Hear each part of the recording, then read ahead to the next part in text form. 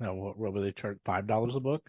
Hold on a sec. Yeah, there's just $5 a book. Yeah. Okay. Yeah, when I did it was $4. Now they're 5. Yeah. Some other people are as little as 3.40 a book, but Oh, yeah, but they were Crowd was comparable with the last people that we were using, Quartermaster Logistics. Only yeah, how's quarter? They look impressive. I don't know if they're any good. they're Like, I mean, they didn't screw anything up. Like fulfillment went fine, you know. There were no real complaints. Um I felt like the you didn't get like this high quality of service, like customer service. Like, like with Crown, I'm like, I can talk to them, they answer my questions, they're doing the stuff. I constantly feel like I have high quality customer service, you do. You and do. They're very good about that. they're handling everything from A to Z. They're just doing Yeah. it all for me. I don't have to. Yeah. I have one point of contact. I don't got to screw with things. They just take care of it. And they handle everything. Whereas with Quartermaster, I had to do a lot of manual lifting myself for certain things, Oof, like that sucks. for like UK and EU fulfillment. Quartermaster was like, we can't do it. Sorry. So I had to go through Spiral Galaxy myself, like make all the arrangements myself. And so I had to do this stuff. And so the Mm. Crown just does it all, and they work with Spiral Galaxy too, for what it's worth, for the UK crap and the EU. But yeah. So I was looking at the prices, and I was like, maybe I could save a tiny bit if I stuck with Quartermaster, but geez, Crown is just such better customer service. You know what I mean? So Yeah, I know. that was Makes me feel better. yeah, that was like probably that was the thing that tipped it over, was the customer service. Yeah, I'm like I'm one of their bigger clients. When I started out, it was nothing. Yeah, yeah. Well, I mean, we have no intentions of switching from Crown right now. We could do them for all of our Kickstarters, as long as if our service continues the way it has been. There's no reason to switch or change. You know what I'm Yeah, saying? no, they're good. They're good. Yeah. So, all right, I'm gonna run my doggy out to go potty, and then we're gonna start. Oh no. All right, doggy, let's go.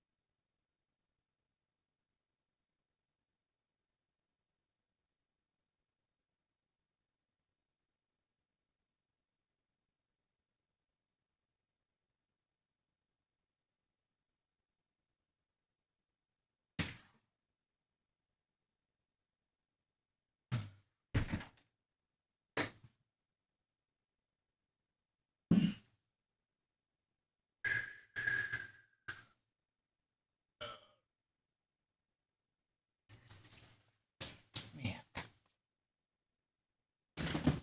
All right, there we go. Dog has been taken out. Last stream I was on, she pooped on the stream for us. I saw. I was like, that's great, wonderful. You might want to All right. take her out more often. What's that? Take her No. out more Oh often. no, she goes out. She holds I it. know. She holds it and doesn't go, and then all of a sudden she explodes. It's just this like a tidal wave of just like, yeah, I don't know, man. It's Lovely. crazy. Lovely. Yeah. Lovely. Hopefully, like I try to take her out every 3 hours or so, just constantly go, go, go, go. And then usually she'll explode outside, but every so often it's in the house, baby. So, all right, I'm going to kick this thing off and we're going to rock and roll. I got to find the right buttons. This is going to be hard. There we go. Hello, ladies and gentlemen. Welcome to the live stream. We are joined here by the illustrious Stephen Glicker from Roll for Combat. Today, we're going to be talking about monsters and why they are super important for your RPGs and games and all that kind of cool stuff. But before we do that, I have to do a bunch of shameless plugs because that's what we do around here. First, we're doing a giveaway tonight, so sign up for the giveaway. We're giving away a copy of Into the Fae, which is a level 1 to 5 module that I wrote. It was our first Kickstarter. You'll get a physical copy. It will be... Oh, I forgot to... You know what I forgot to do? I forgot to play the Barbarian, where he was like plugging our next Kickstarter that's coming out in August. But anyway, Into the Fae was my first Kickstarter, and the winner of tonight's giveaway will get a signed copy of it. I will mail it to you, or you can get store credit on the DM Lair store if you want as well. So we got that. And then I have to... What else do I normally talk about? We did the giveaway. We got the giveaway. And then... Oh, let's just move to our patron shoutouts. That's probably a good thing to go to. All right, ladies and gentlemen, everybody on screen right here are our wonderful patrons. Help support all the content that we create. For instance, all these videos, the wonderful live stream that you're sitting in right now. We also have all the free content that we produce over on the dmlair.com. And obviously our patrons get premium content such as Lair Magazine and map packs. We have 5th edition content, Pathfinder 2 content that you can use in your games, adventures, monsters, traps, puzzles, and lots of cool stuff. So thank you, patrons, for helping support all that. I deeply appreciate it. And then we have my cat is down here literally chewing on my knee, distracting me. So this is like double hard. He's gonna get it, I swear. It's squeaky too, by the way. He's just down here chewing on me. All right, everybody on screen here, the red folks support at a little bit higher level, so they get their names read out loud.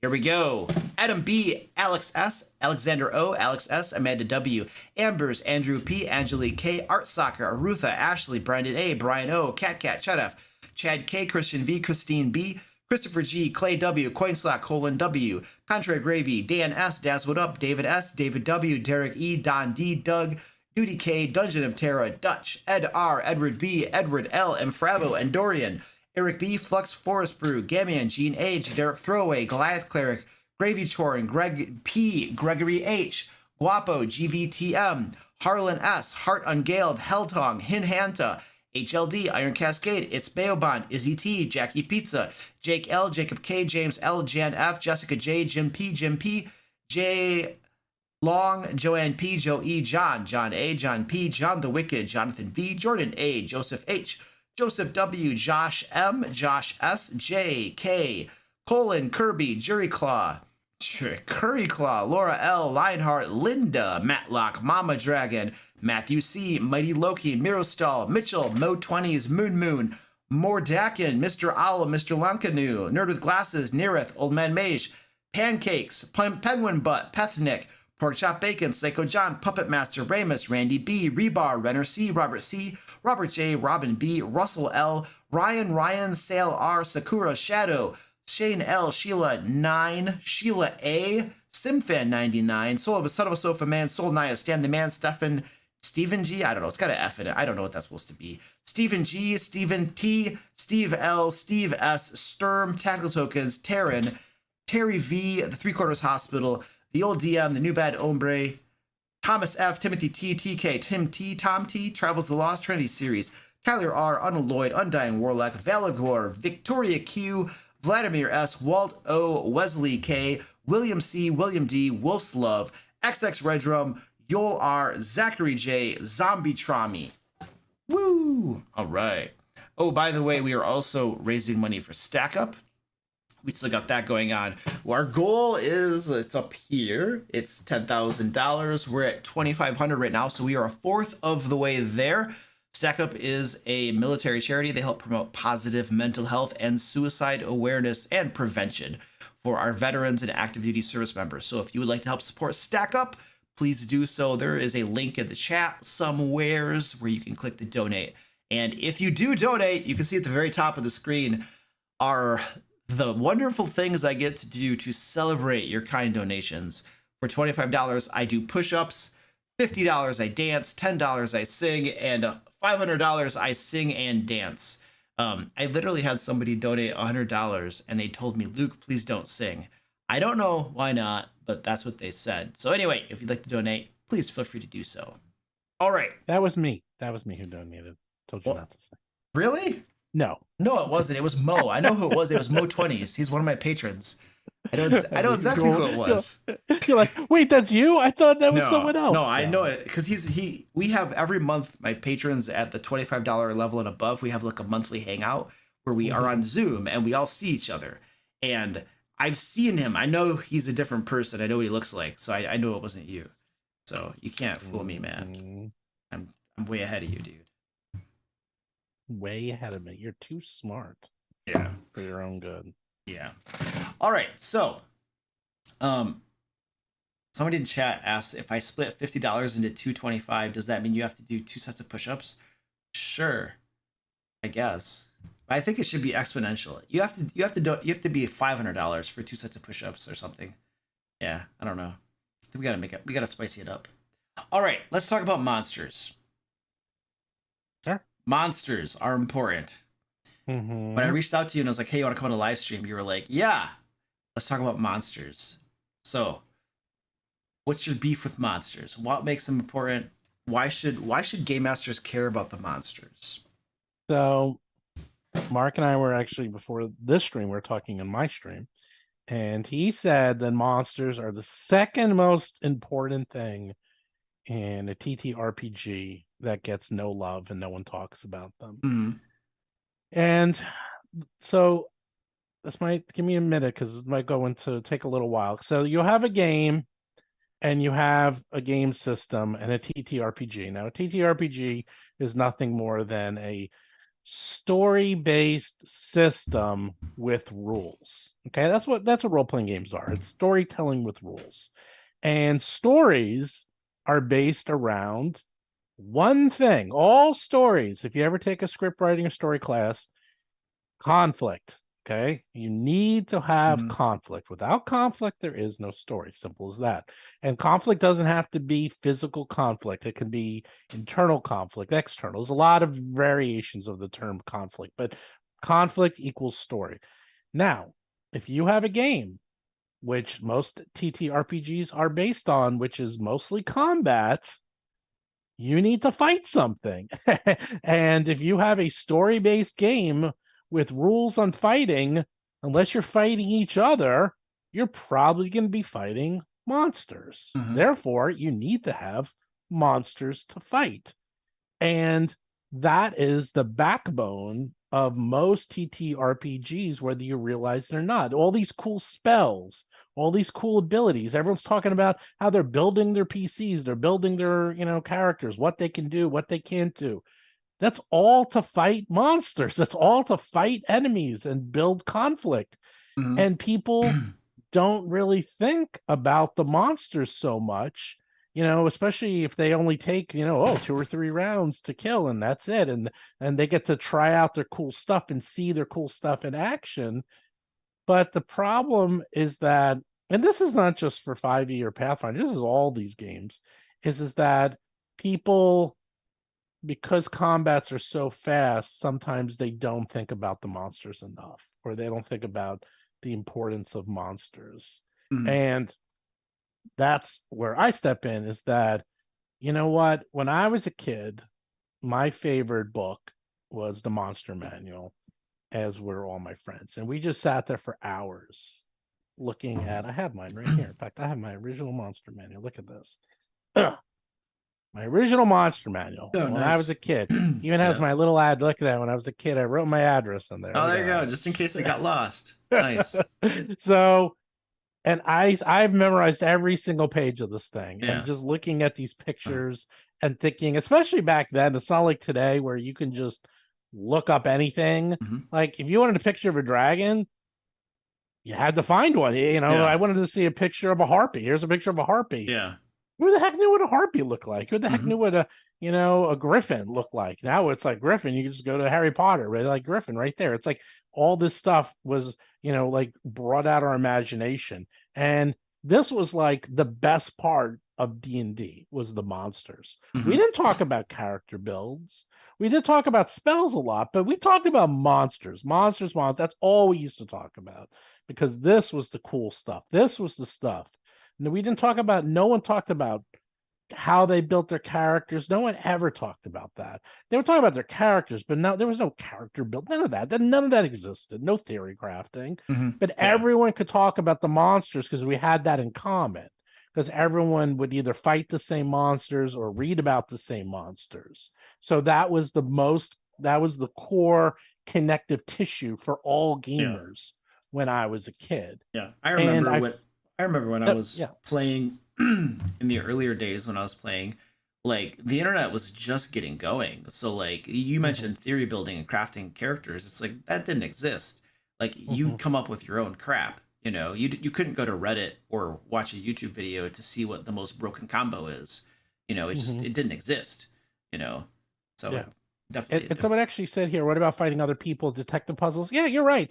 That can be part of, but that's not what D&D and Pathfinder are. They're just not about that. Right. There's other systems designed specifically for detective work. What's it? Blades in the Dark, which are that's specifically for heists. Those Yeah. systems, but Yeah, and or you can even talk like to the designers. even like Call of Cthulhu sometimes feels like Yeah. it's more designed for you're always investigating something. Now Right, there's often a monster, it seems like, but it's like 90% investigation and then Right. 10% don't die because this monster is gonna kill you. Right. The point I'm getting at is that I'm specifically talking about Pathfinder 5e games with monsters. Yeah. Not, you're like, well, Blades in the Dark. You don't need monsters. Like, you're right. I'm not talking about Blades in the Dark. I'm talking about these games that are specifically revolve around monsters. Since then, monsters have become, especially in 5e, which we'll get into why that is later, are kind of the joke. They're like, oh yeah, I killed that thing and I killed that thing. And now what people talk about is like, I'm level 3 and I killed that level challenge 17 monster when I was level 3. That's what monsters have become. Yeah, they're and it's terrible. Yeah, it's my pet peeve, what I hate about 5th edition combat, I guess, or monsters is the counterspell or anything that basically completely nullifies the thing a monster can do. Because I'm sitting here and I'm like, okay, cool, I got a spellcaster. We're going to make this combat interesting. They're going to try these things and stuff like that. And then once the player is just casting counterspell and every single thing a monster can do, the monster's done. They can't do anything. They're out of the game. It's just, and then I have a boring combat. You have this dull, unengaging, lifeless combat, where you just, or the spellcaster, 5th edition is guilty of this. Spellcasters have no hit points. So like, if you don't stay mobile, super mobile and stay away and use a whole bunch of shenanigans that you build in to not get pinned down and not be able to get hit, you're even an archmage has like no hit points. They're going to be dead in a couple rounds if a couple fighters get next to them, And so there's I don't know if you want to call these design flaws, but they're things that are deeply unsatisfying. They're design flaws. It's an issue with 5. There's a lot of issues. I said it before the stream and I'd be curious to see how they fix this. Is D&D was almost designed 5th edition like an indie game. It was not designed to take the beating and the amount of introspective that it has taken over these last couple of years, where people are ripping it apart down to the neurons. Like they don't rip the D&D like a small. It's not like, it's almost like a Blades in the Dark. Like, are people really going and looking at Blades in the Dark in the level that people are looking at D&D and how to build. No one is. No one is. It's not that popular. But Yeah. D&D's gotten so popular, and with YouTube, and when D&D first came out 10 years ago, YouTube was popular, don't get me wrong, but it wasn't like it is now, where there's all these YouTubers like yourselves and everyone who goes in and like tears these classes and everything apart and finds every nuance and every mistake and every issue, and has managed to break D&D 100 times over. Well, you're right, and the interesting thing is that the way YouTube rewards people with views encourages you to embrace negativity over positivity. And so it's just, I literally have a sticky thing on my monitor right here that tells me, that when you're designing thumbnails or titles, negativity entices people, fear, especially fear, you know what I mean? It entices people to click on your videos way more than positive stuff does. And so people have discovered that works. There's one particular channel that I don't watch that totally embraces this in every thumbnail and every title. Everything is negative. The sky is burning. Everything is falling down. And wouldn't you know it, they have like 50,000 subscribers, and their videos get like at least that many or more in views.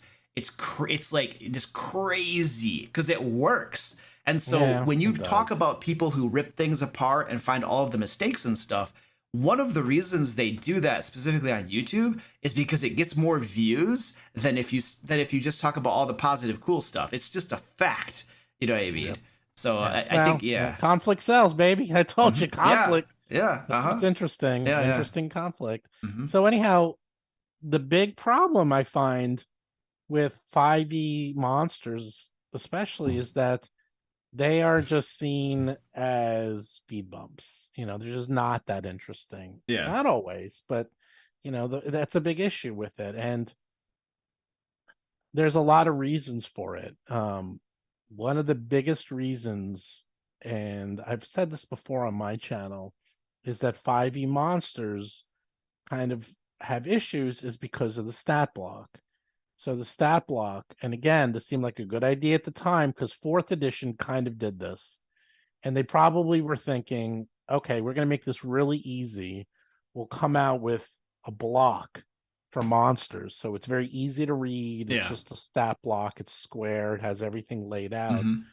But there's so much white space, and there's so much issue with the way these are laid out. And to put a 5e stat block on a page is an absolute nightmare when it comes to design, because you're putting a square and then you got to get lore text and then a picture. It's like, how the hell do you fit that all? Yeah, it's horrible. And I gave up. In fact, when I came out with our Battles of Bestiary for 5e, where's my 5e version?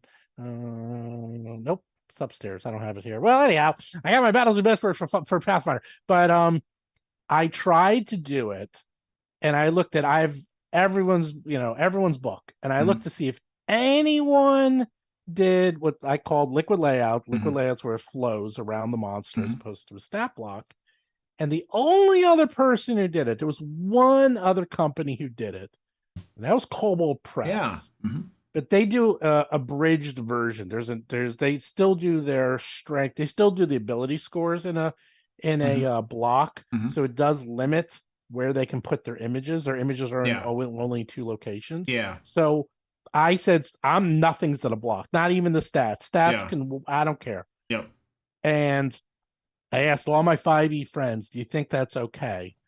And they're like, well, someone's got to be the first one through the wall. someone's got to break that monopoly. I'm like, screw it. I'm going to do it. Dude, I literally had a team meeting like a couple weeks ago with my team members, and I was talking about that. I was like, I was saying we should stop putting stuff in blocks for 5th edition, and my team members didn't agree with that. They think we should keep doing blocks. And I have abandoned it, and I'll tell you, my reward was that, as good as the reviews were for this book for the Pathfinder version, the 5e version got better reviews. And they were like, they couldn't believe. They said, these monsters are so interesting. Yeah.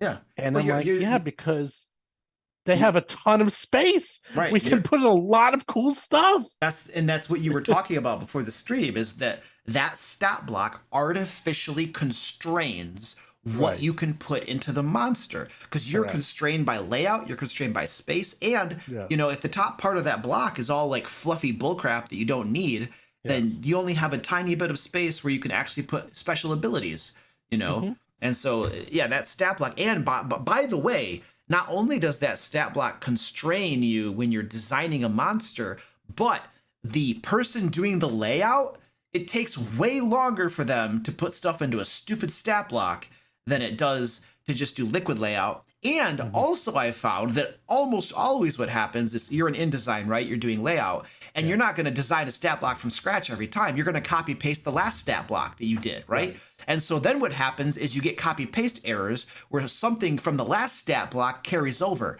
and hopefully you catch it in your last review process before you publish the book or PDF. You know what I mean? But if you don't, you got some extraneous bullcrap from a stat block that's unrelated to it because your dude's copy pasting, and who blames him?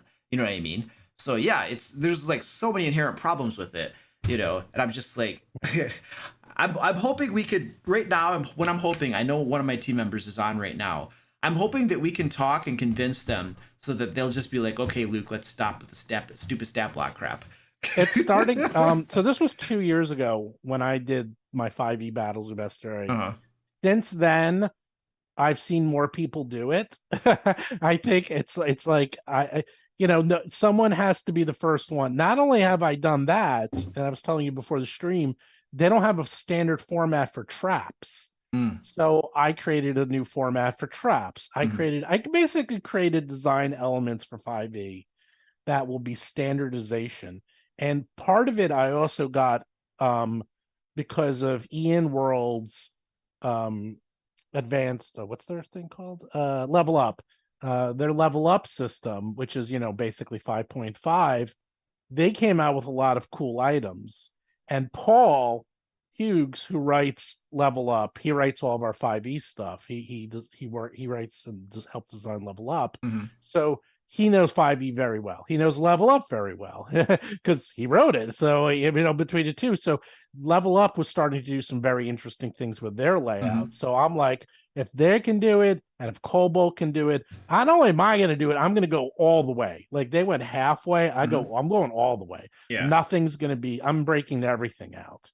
And the result has been, like, for a 5e stat block for a monster, you might only have 400 words on a page, and maybe 200 of those words is crap that you have to put in every monster. 100, like 100 words. So maybe only 300 words can you put in cool stuff and lore, and that's it. Our books, we get 600 to 650 words per monster, and maybe only 100 of those words is the same fluffy bullcrap because you can't get around that. So now I get 500 to 550 words as opposed to 300 for cool abilities. So you can there you go. So you can slice it either way, right? You can either have more lore or have more cool abilities, or you could just reduce page count and stuff and pass on a cost savings to your customers too. Exactly. Somebody benefits either way, right? Yeah.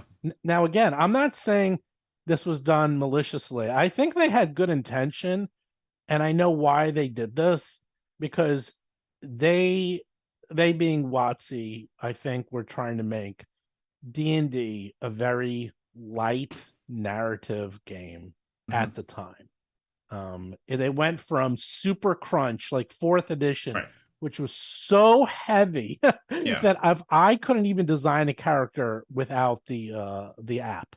I remember that online app. It was impossible. The app that they didn't make?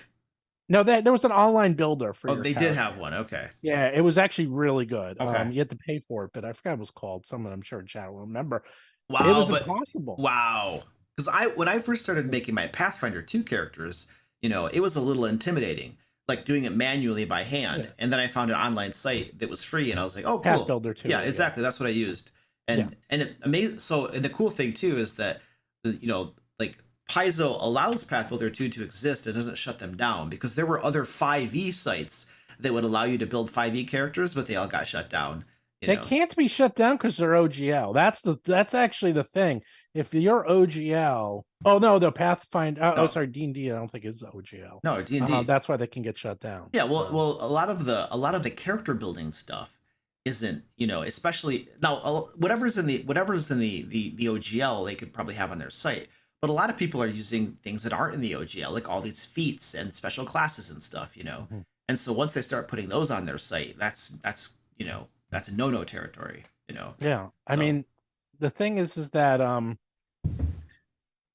just reading some of the chats. Is that that it got so hard to actually build your characters in fourth edition and to build monsters, to build everything, that they went all the way the other way, and it's mm, very easy, and that's yeah, why they're so popular. I mean, that's why 5e mm, took over, because the barrier to entry is incredibly low. You know, mm-hmm. for the players, not for the DM. For the players, Right, it's like you jump yeah, right in. yeah, And they did it because I think they just were trying to make a game like that. mhm. I think they're going to have to get way more heavy and more into crunch when it comes to 5.5 or whatever the hell they're calling it now. I mean, it's 5.5. We'll call it They that. So, change their mind every few oh, you don't have to months. tell me. Every few months, they're like, "It's 1D&D." No, it's not. Dude. We said that was an intermediate term, and now we're going to change it. Dude, I'm and the now... one who covers that. You don't have to tell me. I don't know everyone. Oh my gosh! I had videos going out, and then I was online. I don't know what I was doing. And my team members are sending messages. Luke,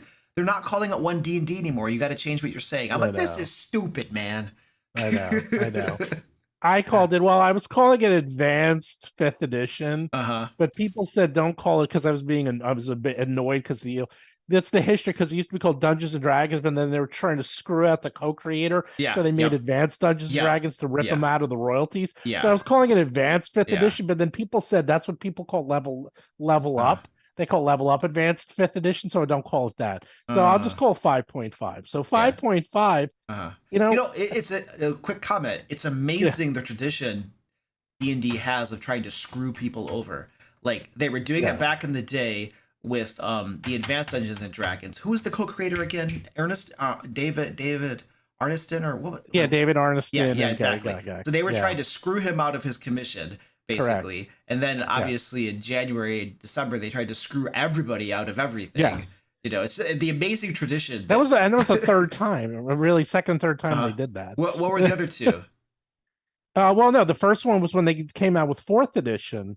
So they didn't really do it because they didn't have anything in first or second edition, or even really third edition. So what they ended up doing is 3.5, and OGL was what it was. And then in fourth edition, they came out with, I forgot the name, but it was more restrictive version where it was a gaming license. I forget the abbreviation, but I know. I forgot the abbreviation. Yeah. But what ended up happening, I actually worked with Goodman Games. So at Goodman Games, I was working with them, and I worked on the DCC line for 3.5 a lot. In fact, I got one of my modules right here. The Warbringer's Son. I actually worked on not on this. I'm inside because it was multiple authors. But so this is actually the first and last fourth edition. Look at that, baby. Fourth edition compatible module.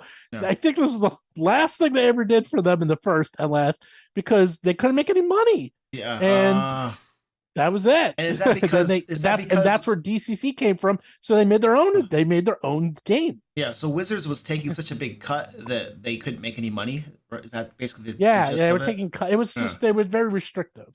You know, GSL right? GSL, right? Thank you, Goliath. GSL. Yeah. It's been. I haven't spoken about this since December. Since January, February. So it's a little bit out of my brain. Although I am doing a talk at Gen Con. Yes. Saturday at noon. I have to sign up for my Gen Con events yet. I still haven't signed up for them. There's nothing left, buddy. If you didn't sign up, then good luck.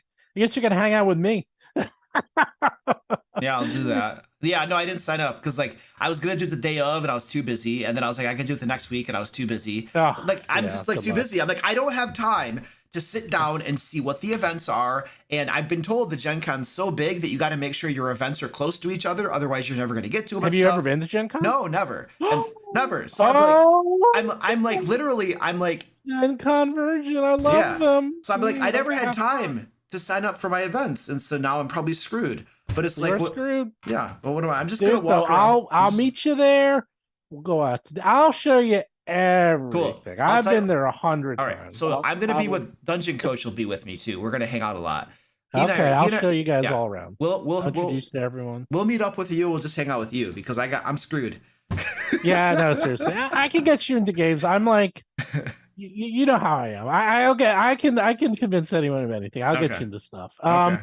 But I am doing a talk, and it's called Mm. "How to Bring Down a Multi-Billion-Dollar Company in 3 Easy Steps." Oh, sweet. What?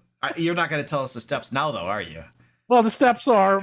Well, no, it's a joke because Oh, it's okay. it's how I destroyed or helped destroy Hasbro with the OGL. So because it was so much fun because I was like, me and So what are the Linda steps? Could you Cadego. just tell us the 3 steps? The steps. Yeah. Step one. I actually did have the steps. I got to look them up. The 3 easy steps were step one: find out that they're going to screw over all your people, all your customers. Mhm. Step two: find the document. And step three: leak it to the world. Oh, so okay, just Which recreating I it. did. Yeah. So, I mean, thank goodness for that leak, though. You know what I mean? well, I'm the one who Holy did it. crap! Yeah. Well, I Yeah. other people had it, but everyone was scared to leak it. And I Yeah. talked to my lawyers. They're Uh-huh. like, leak it. I'm like, okay, and I did, and I'm the one who put it out to everyone. Nice. And Nice. then things really blew up because I remember that within like minutes, I'd see everyone be like on YouTube, like, I got it, and they're reading it. I was like, that's so weird. The internet is weird, man. Uh-huh. Yeah. Dude, Yeah. I was in stark disbelief for like the first few days after all that came out. And then finally by like Sunday, I was like 4 days had passed or something, and I'm like, this must be true because Wizards isn't saying jack diddly squat. And then it was time to go hard, you know. Well, we were live. I mean, I'm going to go through this basically the history of what happened, and I'll give all the behind the scenes. But what ended Mm. up happening was like me and Mark were live, and then Mark got insider who sent us the OGL, Right. and then we got 2 more confirmations. We had 3 people who Yeah. confirmed it was correct. Yeah. And I couldn't believe it. Like he even, and this is live on our show from that day. So you were And I'm like, finding out live? Yeah, we found out Did you live. just change what you were talking about on the stream to talk about Yes. that then? Oh, wow. Yes. Jeez. We were live. And then supposedly the rumor, I mean, this is kind of what my talk's about. Supposedly we had a rumor that the OGL was coming out that day Yeah. from people I know who were in the meetings. Mhm. And so we were going to discuss it and talk about that. Mhm. And we were talking about what could possibly be Yeah. in the new OGL. We were talking about what was going to be in the new OGL, actually, at that point. And then through our insider contacts, because A, this industry is not that big, and B, Yeah. we know half the people at WotC, we got a leak, and then we got 2 more, and we confirmed it. And then no one believed us. A lot of people thought we were hurting the industry. And half of the people were like, they're correct. Why would we do it? And the other half were, who are these guys? Yeah. Why are they damaging and attacking D&D? Uh-huh. And then Linda Codega came out with their article the very next day, which had the exact same things that we leaked. Uh-huh. And that was it. That was the beginning of the end for like, and then everyone believed us, and they're like, oh, they got it even the day before them. And then I had my lawyer come on, and we went through the OGL saying what they could and couldn't do. My lawyer's a contract lawyer, and he just ripped it to shreds, this thing. And then the rest is history. Then we got, Ryan Dancy on, who's the architect, and we got more and more people. Yeah. Anyhow. Yeah, I was watching I'll all go through those all things. that. I was watching all those things, man. Yeah, everyone was watching our stuff. And it was fun. I know it was horrible, but it was the first and maybe probably last time in my life I got to be like a hero. I hope I go down as someone who helped save the industry. Dude, absolutely, man. If they had somehow gotten away with doing all that behind closed doors, and like basically strong-armed however many people into signing it and agreeing to it, they would have locked everything down. It was like the bully, stealing everybody's lunch money in the alley. You know what I mean? And then, nobody's, I don't know. It almost worked, because what ended up happening is I ended up talking to a lot of people who were in those meetings, and they were all just too scared to go out and say stuff. Yeah. But my day job, I build websites for Fortune 500 companies. I deal with companies the size of Hasbro and bigger every day of my life. Uh-huh. I am not scared of these companies. I got lawyers. I deal with these people. Like, I work in Manhattan. Like, this is my bread and butter. And these companies I work with are like these are like pharmaceutical companies and financial companies. They would eat Hasbro's lunch. These Mm. guys are tough. I've worked with Disney. We're Mhm. talking about scary. I've worked with Disney, baby. They're the toughest of them all. I've Mhm. worked with all these companies. So when they were like, I'm like, oh, I'll go out. I don't care. I'm like, what are they going to do? There's Yeah. nothing they can do to me. I wasn't even worried about it. Yeah. And that was it. And, I think, and then once one person came out Mhm. and Linda Codega, you had two very strong voices. Yeah. That was it. That was the beginning of everyone charging behind us. So thank God. Oh yeah, I went out hard on that crap, dude.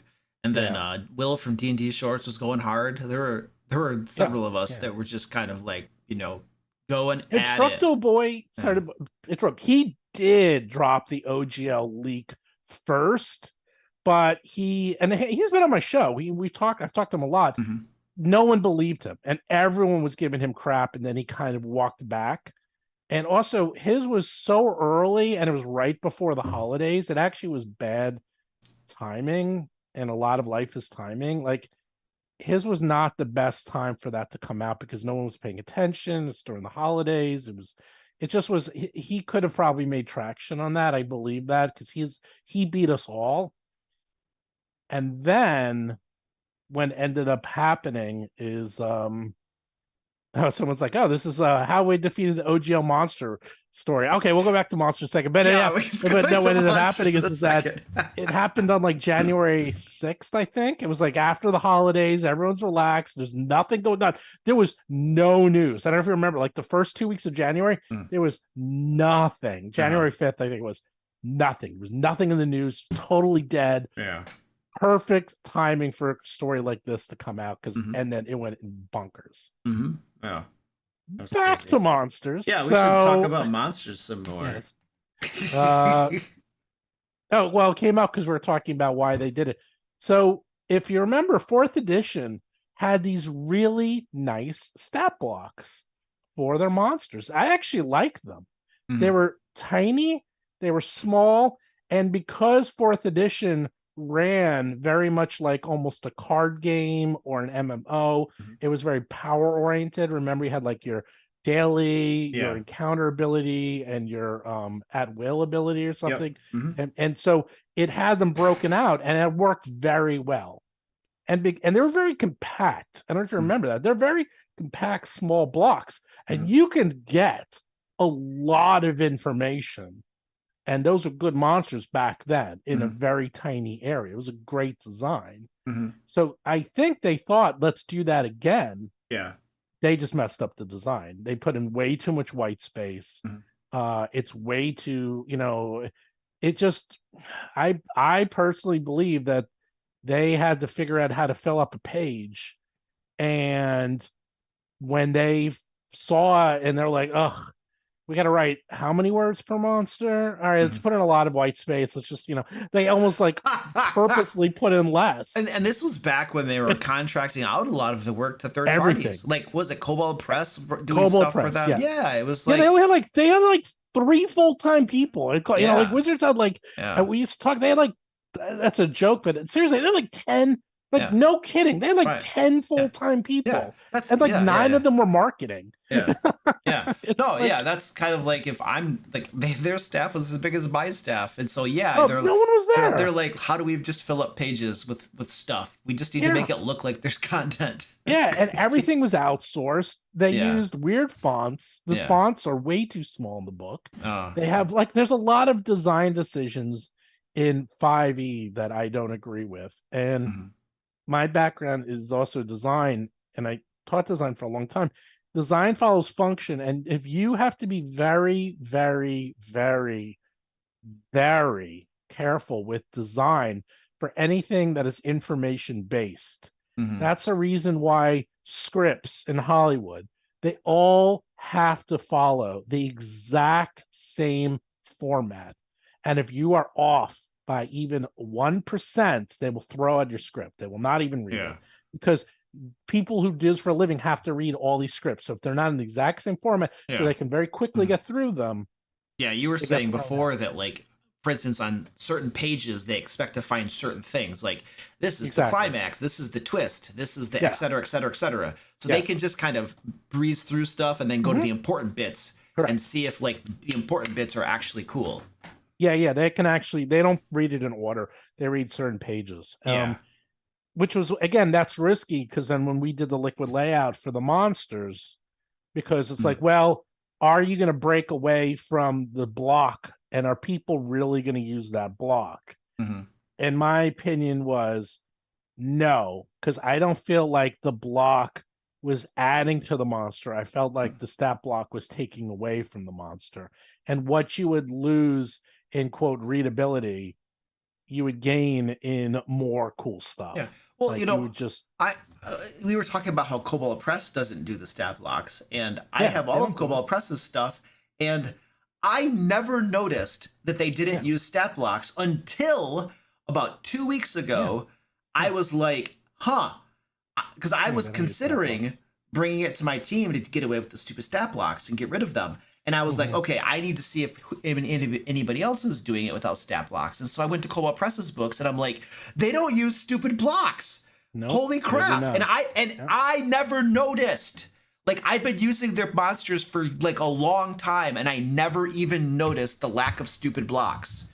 That's correct. Yeah. They do use one block, so they use this. They use the abilities. the abilities. That's a block, and that actually does limit your layout. Yeah. Most people who do liquid layout will still do that. I don't even do that. Yeah. I tried, but it was still limiting my layout. So I said, screw it. I'm like, I'm done. It's all liquid. I don't care. Right. Because Yeah. so what they have to do is they always have to put their monsters down here. Mm-hmm. And if you know, so like, I'm teaching you design tricks. They always have to put their monsters down here on this side to keep the blocks working, or they have to put their monsters on. It's basically they always have to put them on the right side.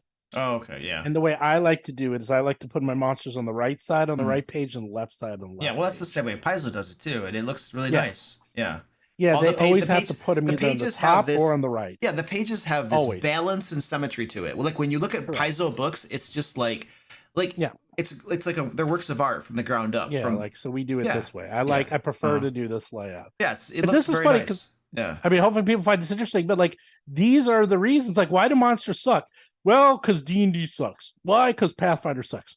No, it actually has to do with this is why it's like these decisions that are made by a designer have affected trillions of hours of Dungeons and Dragons games. Yeah, because think about it, it's insane. When I look at, for instance, if you look at a published book, you know, they have the words fit the pages perfectly and there's no white space. It's perfect. How do you get the words to fit the pages perfectly? You have to have an exact number of words to go on the page.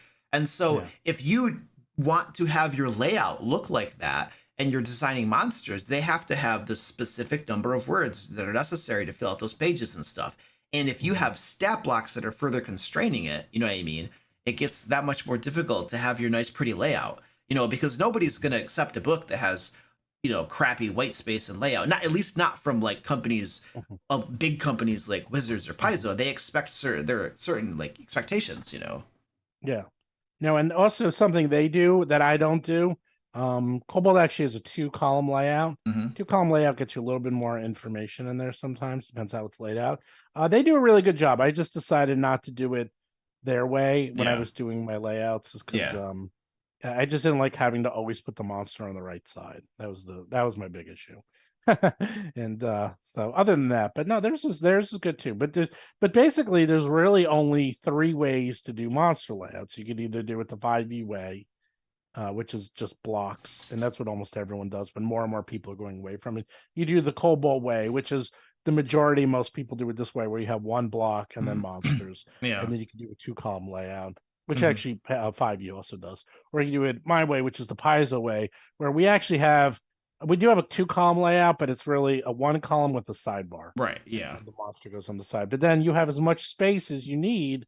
Like this guy has a lot of lore. That's the stat block. It's tiny. That's fine. But then I have this guy Like you will never be able to fit that much text Oh gosh, yeah. in a That's stat block. mhm. It's impossible. Like it just Right. never would fit. Yeah. And I have ones.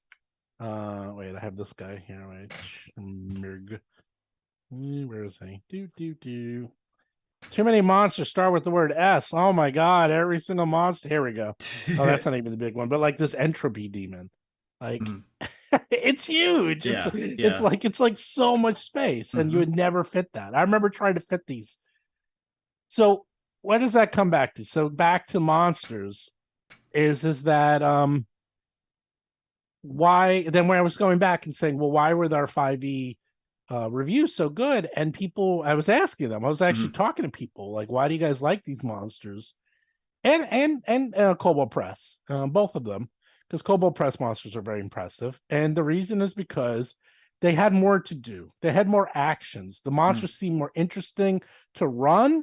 They're more interesting to encounter. They had more personality to them, and that's because there's more space for more abilities and more cool stuff. Mhm. And then the monsters can now tell a little story about what they're doing. Yeah. Mhm. And that's what's important, to be able to have your 3 to 5 encounter monster tell a story in 3 to 5 actions. Mhm. And usually what you should do with those type of monsters, and one of the reasons we're talking about monsters because RPG Superstar is ending tonight. Mhm. So get your monsters in. You have until midnight. You got 5 more hours, literally 5 hours to get them in. Oof. RPGSuperstar.com. Um, I'll be judging those. I'm one of the judges for that stuff. and you're one of the judges. Yeah. And by now, you see, you were a little worried because you didn't know much about Pathfinder, but you're getting better now. You guys are getting better and better with Pathfinder. Uh-huh. You'll be Yeah. good. You'll be good enough. Yeah. You'll know how to do monsters. I'm not worried Yeah. about you.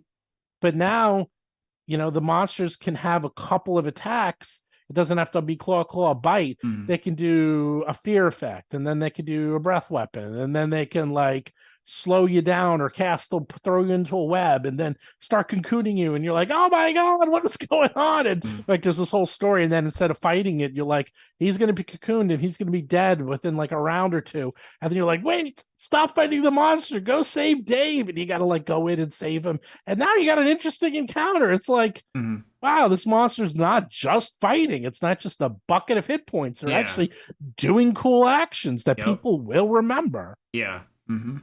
Yeah, they're So, definitely cool. Yeah. So remember, folks, giveaway. We are giving away a copy of End of the Fae, level 1 to 5 adventure module. There's a link in the chat. It's free. We will draw the winner to the giveaway at the end of the stream. So go jump in on that. We also have a Kickstarter coming up in August. It's called The Secret Art of Game Mastery. If you're a new game master, veteran game master, and you're just looking for information, tips, and tricks, or if you're getting into the hobby and you don't know where to begin, what to do, where to start, and it seems overwhelming or frustrating, then we made this book for you. Like my team and I have spent like the last few years dedicating ourselves to helping game masters, and this book is a continuation of that goal. So that'll be launching in August. There's the main book, which just has tons of advice and guidance for game masters, and it's for any system, any genre whatsoever. It can be D&D, Pathfinder, Call of Cthulhu, Savage Worlds, it doesn't matter.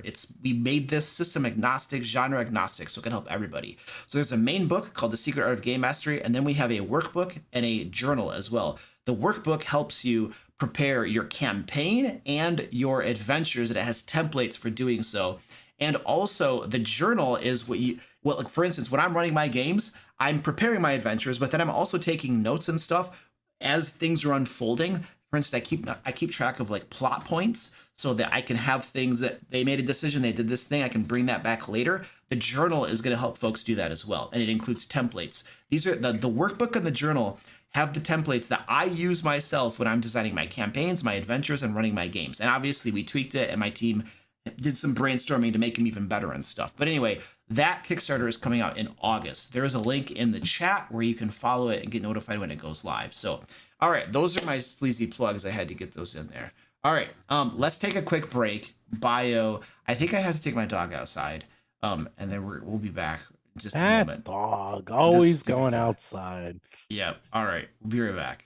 Hi, Barbarian here. Are you enjoying this content? Would you like to have have me guilt trip you really quick? Because here's the thing. My team and I work really hard to create all this content. The videos, the stupid shorts, the TikTok garbage, these Q&A live streams, the adventure creation live streams, all of this stuff. All of the free Dungeon Master resources on the DMLair.com and Lair magazine, which is just amazing and beautiful. Anyway, here's the problem. My team doesn't work for free, and Mrs. Barbarian always wants me to take her out to eat, like every single day almost. And I mean, I like Olive Garden and Texas Roadhouse, but all of those margaritas get really expensive. And you know, if I don't pay the people on my team, they just kind of stop working. I don't get it. Anyway, here's how you can help me help you. Basically, you can just take a whole bunch of cash, you know, put it into an envelope and mail it. No, wait, hold on. Let me think about that. No, you know what? This is the 21st century. Just give me your credit card number.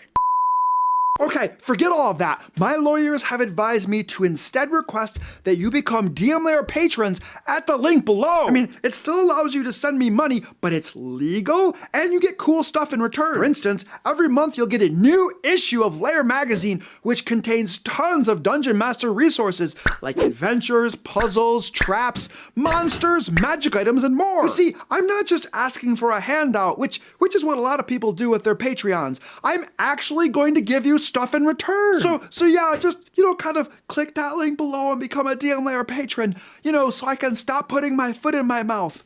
Thank you. Uh-oh. All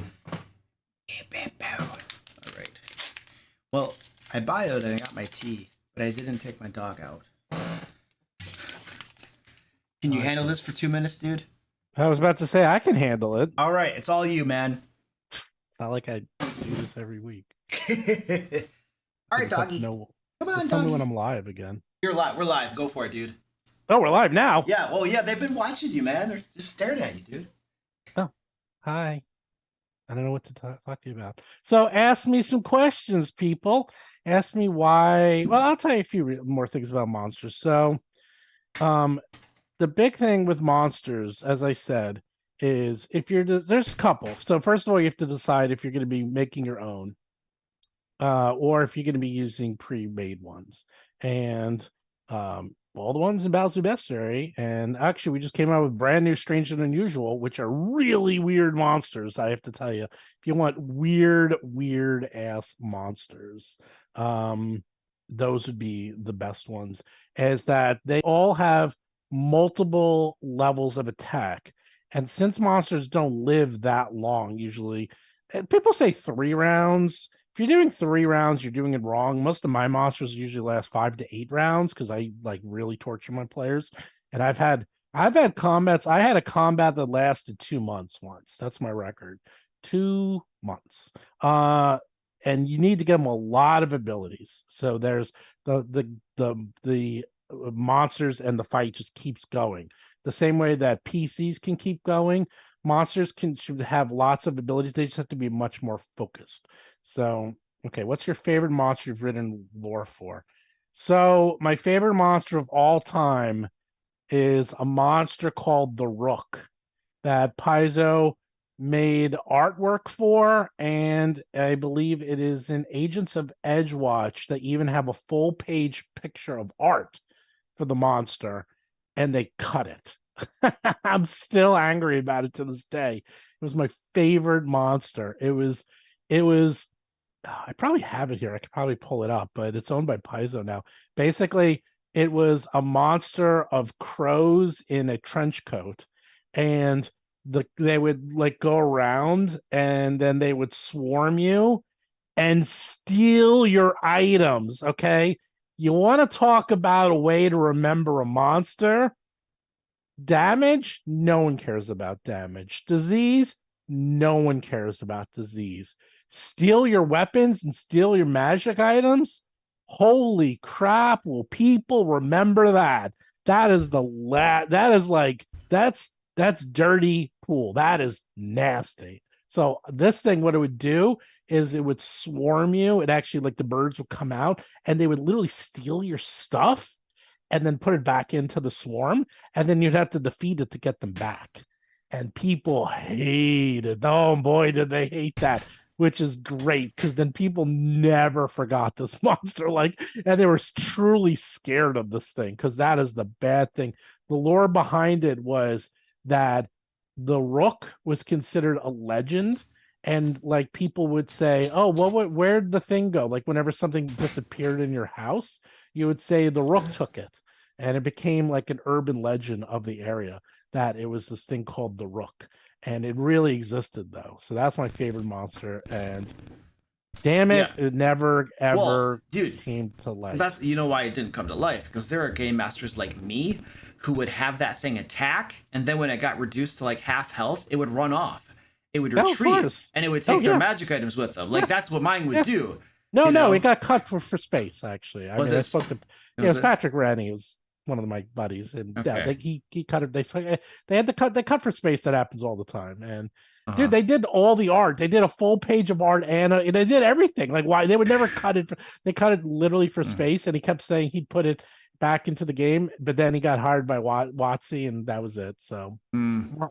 Yeah, jeez. I have the artwork too. Yeah, but I would. There's part of me that I don't even.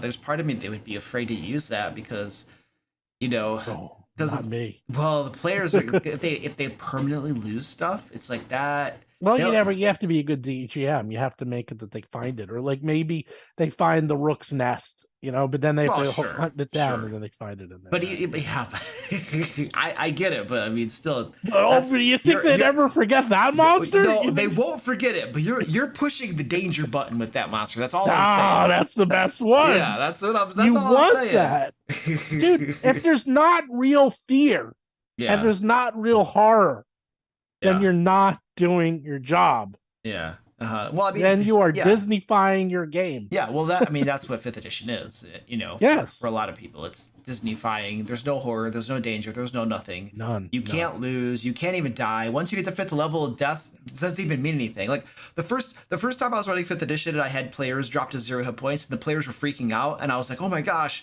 oh my gosh, oh my gosh. Now it's like. You dropped to 0 hit points. I don't freaking care. You're not gonna die. You're invincible, dude. Shut up, man. Quit whining. So what happened when you killed all your players in Pathfinder?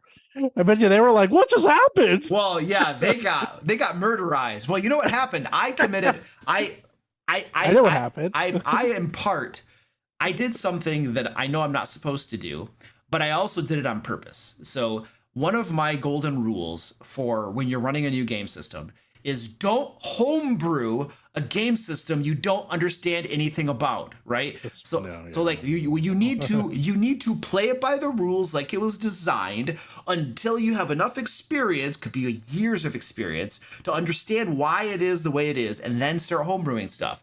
So but I was like, no, I want to boundary test here. Let's see what they can actually handle, and they couldn't handle it, and then they all died. So a few things about the rook, because someone said there's a reason why disarm is only good on a crit. It's not fun for anyone, blah blah blah.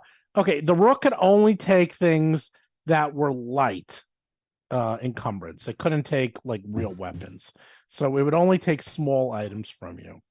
If they stole their bag of holding, that would be horrible. I think bag of holding is like 1 bulk, so that won't happen. But the point is, you don't have to steal their bag of holding to make them freak out. No, I would have a greater rook. I would have a greater rook that could take that. Yeah, absolutely. It actually would go after pouches and bags. It's what it does. Yeah. And you see, right? Yeah, someone even light bulk or no bulk. Yeah. So again, I know I'm not that cruel. But also you have to know your players. Like if your players are going to table flip over that, like Rust Monster is way worse. Yeah. And that I have seen table flips over because that will destroy your items. Yeah. This is, they stole your item. They went that way. They're like, run, get that damn thing. Like you're going after it. Well, I mean, but Rust Monsters in 5th edition, they can't damage magical items anymore. So exactly. So it's like, okay, so my mundane sword, who cares? Now, if you damage my plate mail, that's 1,500 gold pieces. Man, that might be a problem until I get to level 3, because at level 3 you have all the money you ever need. But but everything's been the monsters have all been toned down, And like you said before, many of them are just stacks of hit points that do damage, and it makes the combats boring. It's easy for the game master because running a 5th edition monster is like not hard, you know. Now that I'm doing Pathfinder, it's like I have a lot more abilities and different things that monsters do. So I have to prep the stat blocks more by like reading them and studying them and taking notes. Like part of my game prep is literally I have encounter notes where I will plan in advance what my monsters are going to do on rounds 1, 2, and 3. Now, they don't always necessarily get to do those things because you can't predict everything, but I know what I want them to do. And so I have a plan in place, because if I don't, and I'm just in the middle of a game and I'm looking at the stat block, like without having prepped what I'm thinking of doing, sometimes they're too complex. You know what I mean? Yeah. Like this is my Agents of Edgewatch, and I print out everything. It's like, here's all my notes. Yes. I print out every page and then I write on them, and I go through all the stats. Yeah. So I know exactly, what to do for the monsters, because the monsters in Pathfinder are much more complex. Like, I'm writing everything down. I'm underlining, I'm putting notes in the margin. Right. Like, you really got to know ahead of time. And my guys are up to level 15, buddy. It gets hard at level 15. Like it's challenging. It's still they're still like inches from death every game. Like that's very awesome. close. My Pathfinder 2 game right now is about to go into a gnarly boss fight. We ended the last game session. Then their next game session, we're going to start off into a gnarly boss fight. It's going to be nuts. They're level 2 now, thankfully. But it's level 2 is tricky. I think it's got to be a severe. It's definitely a severe. And the boss has this special shenanigan that I'm not going to mention because my players watch the stream. But it has this special thing that it's going to do they're going to freak out, dude. So it's going to be fun. Let's see. We have another question. We have a whole bunch of questions. What's the favorite? So that's written lore for. I wrote lore and design. I don't just write lore. I design and write lore. What's your common? I used to do. I've done a lot of Pathfinder and Starfinder monsters for Paizo. I actually started out with Starfinder, and then went to Pathfinder, and now I do my own monsters for my own books. What's the most common type of monster you've seen published? So I know this because I published them. It's usually like 3 to 7, 3 to 9, 3 to 10, around there. One of the things is actually I had to design for Starfinder a CR quarter monster. It was the hardest thing I ever had to do. It's like level 1 monsters, level 0, half, quarter, very, very hard to design. Is that just because it's like you want it to be interesting, but you have so little to work with? Because it can't be that hard. Yeah, they can't actually. They can't actually do anything. Yeah. So it's all, what can the monster do? So for my quarter monster, for Starfinder, and this was actually another one of my favorites. This is my favorite Starfinder monster. And I got assigned this. That's what works in Pathfinders. And in Paizo, they assign you. They give you a CR, and then they say, give me some, pitches. And then you pitch the monster. Yeah. And then they accept it, and then you write it. And I came out with it ended up called, I didn't name it, the Porg. And what they were is, it's a little slime that's like this big, and they can perfectly mimic anything. Like a physical object. Yeah. So what they do is that they hang out they're like magical elves. That's how I got the idea. They hang out in your office, and they're like one of your trophies. Yeah. And they're hidden in plain sight. And then when you go to sleep at night, they morph themselves and they go look for things to eat, and they like kill all the bugs and insects, like spiders. And then or like Toy Story, and then they go back into their shape and they stay there.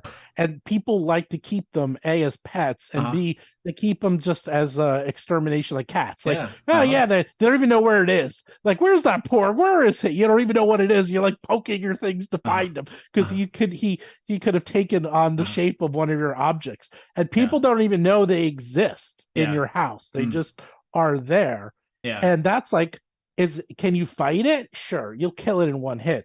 But they're fun. They're fun monsters, and then you can get swarms of them, and then they're deadly, and then something interesting. Yeah, that's cool. So that was low CR and high CR is very hard for very different reasons. So most you see is like 3 to 8, 3 to 10. Yeah, Zolgathor was asking if it will be live again. I presume they're talking about my game I'm running. So my the in-person Pathfinder 2 game that I run, we literally run it at that table right there. Those are all recorded and come out on my channel. In fact, our last game session is coming out tomorrow, so you can watch that. And it's literally I put a camera right here and it points at us. It's not fancy. It's literally here's a video camera pointing at our personal game session. And so you can see a real game being run. We're not putting on a show for anybody. We don't even pay attention to the camera, except that I do edit out. If I say something that I shouldn't say on camera, I'll edit it out. Or if one of my players does, sometimes we'll just take bits out. But mostly we just set the camera and it just runs. Now the one shots that I run are also live streamed now on my channel too. So you can watch a lot of the games that I run or games that I'm in on my channel here. So if you're interested in that, they're all here. You're not going to find them. They're not going to get recommended to you in YouTube's algorithm and stuff. You have to go to my channel and look for them, because those things don't get a lot of views and YouTube just like kills them in the algorithm, for various reasons that I won't get into right now. But if you go look for them, you'll find tons of things you can watch if you want to. I need to be better at that, as I have 1/10 of the subscribers you do. Be better at what? Oh, and like the YouTube algorithm, because I almost don't care, but whatever. Yeah, it sucks, dude. It sucks. So Commander Redson, what do you think is more fun for you? Using a bunch of weaker monsters in an interesting way, keep your party on their toes, or a big bad for your party to sink all their damage into? So my answer is neither. My favorite encounters, and I've talked about this, is the waves of encounters, the wave encounters. Yeah, I do waves, and waves are tricky. You can only really do them once they're higher level. But I will have, like, we had it, there was an Agents of Edgewatch where they infiltrated a thieves' lair, and all the thieves were there. So I knew this was going to happen. Once the jig was up, it started. Now, you can't have everyone rush in at once, because first of all, you'll kill your PC. So you got to do it in waves. It's artificial, but so are movies, and it's fun. So you send in like the first guys, and they come in, and they're like, alarm, and then they get killed. And then maybe you have then the sneaky guys come in, and they're like casting spells, and you're like, and then they got to retreat and move around. And then I remember they locked the door because they heard like the big bads coming, and like the big giant like trolls, or like the big constructs. And then boom, the doors burst open after they kill the mages, and it's like the two gigantic beefy guys come in. You're like, and then they really have a big fight. Yeah. And then usually like 2 or more waves after that, and then it's done. So you have like 3 to 5 waves of different types, and it keeps the party on their toes. It allows the spellcaster to do something, it allows someone else to do something. And then, first of all, they remember the fight because it's so fun. It usually can go a couple of sessions because they're long fights. It also has the advantage of that what you're talking about is that it has that variety. It has those twists. Like one of the things that makes a combat really interesting is when once the group has settled into a rhythm of we understand what's going on. It usually takes 2 rounds. Once they settle into that rhythm, then you change something and then it gets different. You know what I mean? And that makes it way more interesting. As opposed to if the worst fights are the ones where the same rhythm happens for like 5 rounds. You know what I mean? Like if they're just sitting there swinging weapons and beating hit points and nothing else ever happens, and the monster just keeps on claw, attack, bite. You know what I mean? Those are like the worst boring fights in the world. You have to have things have to change constantly, and so they're just kind of like, whoa, what the heck? Like you do waves. Waves are that the way to do that. You know what I mean? In my Pathfinder game that will come out tomorrow on my channel, they had a fight with skeletons. Now, the cool thing about skeletons in Pathfinder 2 is they have this special ability where they collapse on a critical hit you can give them. So you critical hit it and it collapses into a pile, right? It takes normal damage. It doesn't take crit damage, but it collapses into a pile. I was narrating and describing it. My players thought they were destroying the skeletons after it collapsed, and they were like, oh, they forgot about it. And they go to the next one. And then the skeleton gets back up. And now they're paranoid, and they think every skeleton that they defeat is going to get back up. It was beautiful. It had that pattern of like the twist where they expect something and then it doesn't happen. You know what I mean? So it's just more on that theme, Well, that's what makes monsters interesting, because it's like you got to be careful, because my guys when they're on one of the games I run, and they're level 14, and they were like, Steve, every fight is life and death with Yeah, you. And I'm like, yeah. and it's like, it's exhausting. No, you're right, and that's actually like that's why you need to have the variety. There needs to be you trivial, have to have those low, moderate, simple, easy, yes, brainless combats. You have to mix more of those in. Exactly. And I actually was, because I was like, oh, sorry, because my other party, because I have two groups. I have my regulars guys who I've been playing with 35 years. They want everything on the brink of death and past. Like they want super hard mode. Yep. Always. That is what they want. They enjoy it. They like it. These guys have been playing since the 70s. Yeah. They want it hard. Yeah. And I would be in that group right there. Like I want my character to die every game if possible, and then I'll feel satisfied. And they don't complain. They never we came this close to a TPK. Yeah. And they were fine. Yeah. They were fine with it. Yeah. They retreated, they regrouped. In fact, this was what ended up happening, because one of the bad guys, they were fighting. Here's the thing. So yes, it's better to have one bad guy. It was a halfling. They're level 14. They're fighting one halfling. They're like, how hard can this one halfling be? That's the words they should never speak. By the end of that fight, they were being baleful polymorphed into into rabbits, and you had your half orc tiefling monk running with one dead rabbit in his arm. There was a Tengu investigator who was dead, who he was grabbed on his other arm, dragging him out of there. And then there was one rabbit who was the healer, who was running around, and he grabbed that one. So he has a dead rabbit in one arm, a dead Tengu in another, a rabbit kicking and screaming, and he ran away. Yeah. And I'm like, there you go. That's a combat. They loved it. Yeah. And you know what they did? They healed up, and they went right back in and killed that guy. They didn't even wait. They're like, heal, go. Yeah. And then they got him because he was halfway dead, and they managed to heal up. But I'm like, and they loved it. Yeah. You can't always do that, though. You got to know they were like, Steve, you can't keep doing this to us. And I'm like, I'm sorry, I forgot you guys. And then I gave them a whole bunch of easy ones, and they loved it, and they're kicking ass. Yeah. And then when I threw the death, they were fine with it. They're like, okay. Yeah. Gotta have a couple easy. No, you got to understand your group and what they want and stuff like that. You're always like, if you don't, like, for instance, if you're a new game master, you're not sure, you're running a new group or something, you're always better off to edge on the side of variety. Easy stuff, medium stuff, hard stuff, and just give them a variety, because the thing that happens with the really challenging ones, and not everybody likes it, is that it's super intense and you're concentrating, you're on the edge of your seat. It's like the roller coaster's always going down, and you never get to relax. And like, you'll notice this too, like in a gaming group, whenever you have people that will like instead of you'll be playing the game and stuff, but if it's like always combat and stuff, sometimes they'll just make side remarks or jokes and stuff, and they'll do something that has nothing to do with the game, and they'll take things on a tangent. And what they're doing psychologically is they're relieving the tension of that a little bit. You know what I mean? They have to step away from this crazy intense thing. And so the advantage of varying, and this is a reason why I use the 3 pillars, right? Like, and I'm not lecturing you, I'm just talking to like generally to our audience. But the 3 pillars, like, you have combat, exploration, and social interactions. And the reason you have those things is because there's a different level of tension in all of those.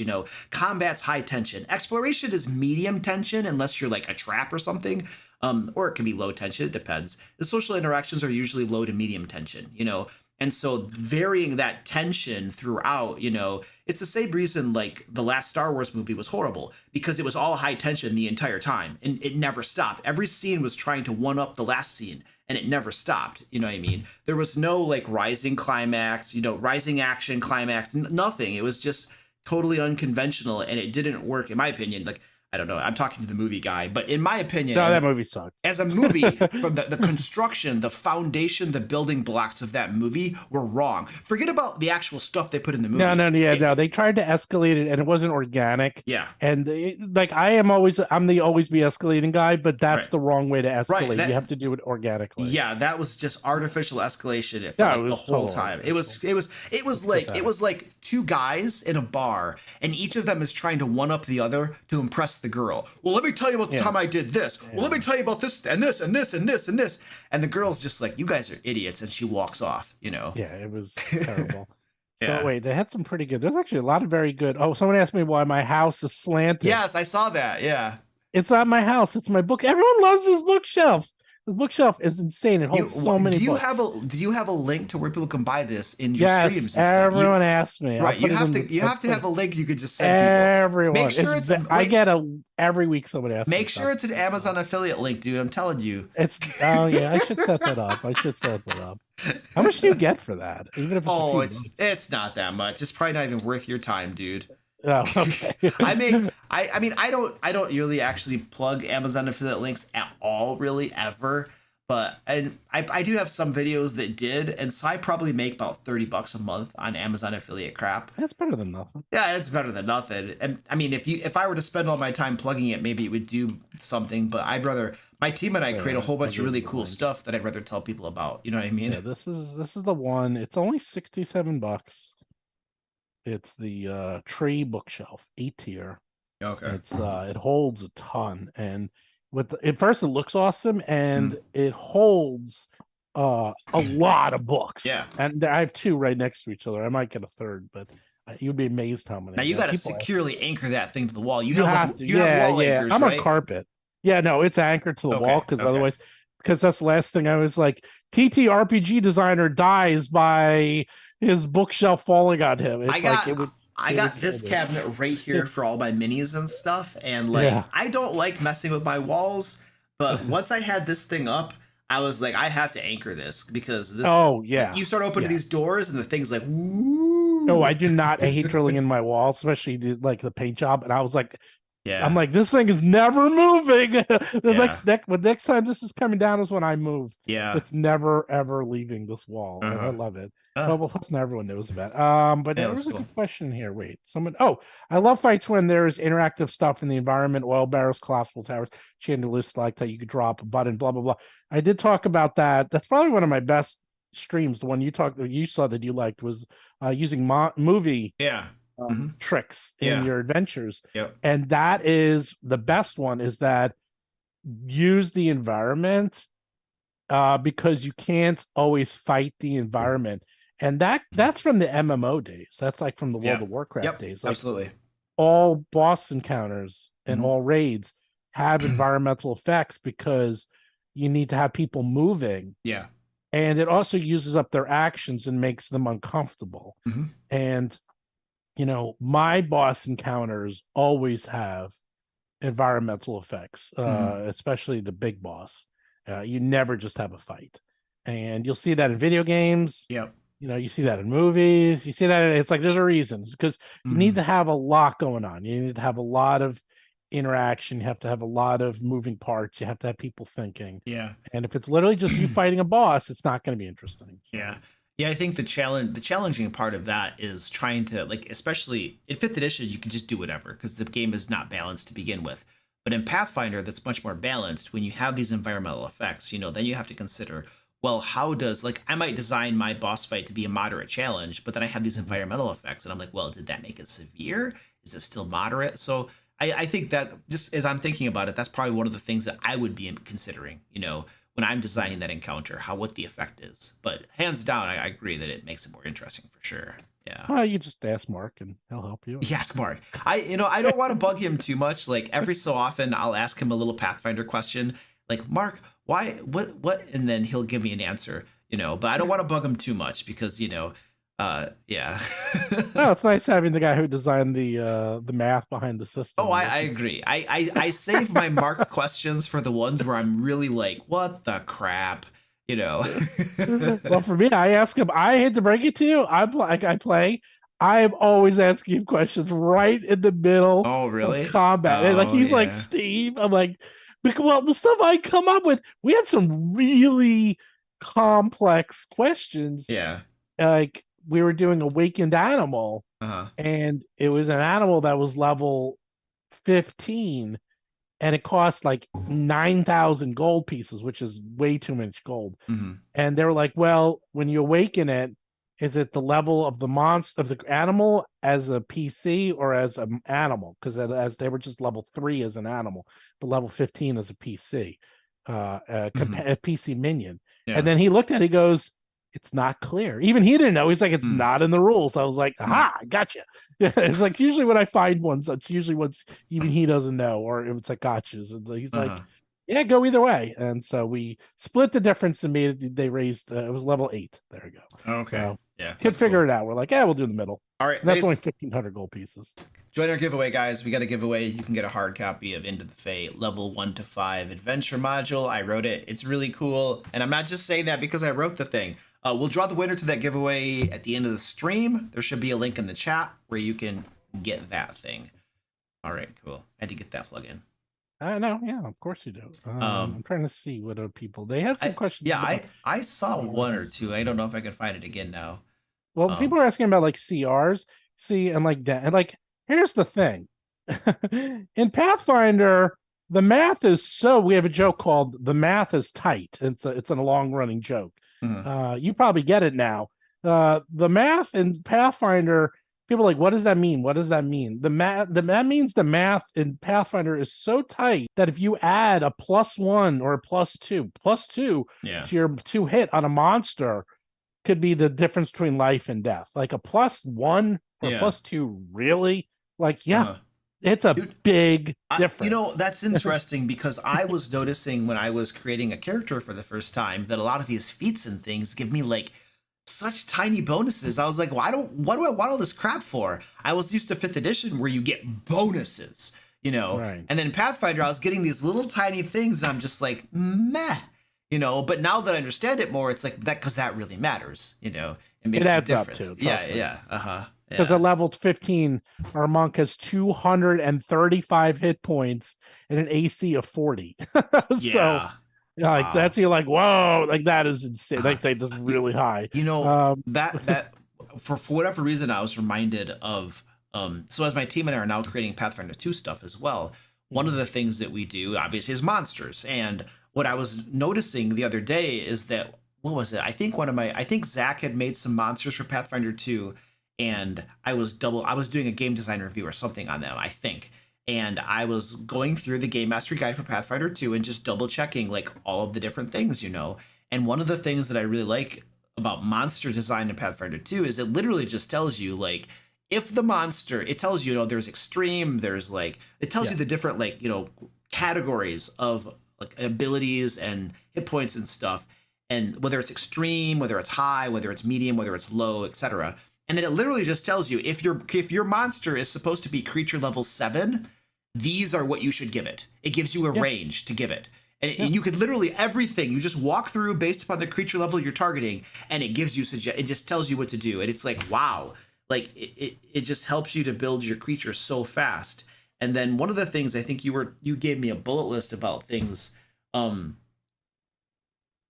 before the stream about 5th edition monsters, and I don't remember exactly what you said, but it reminded me of when we have to design 5th edition monsters.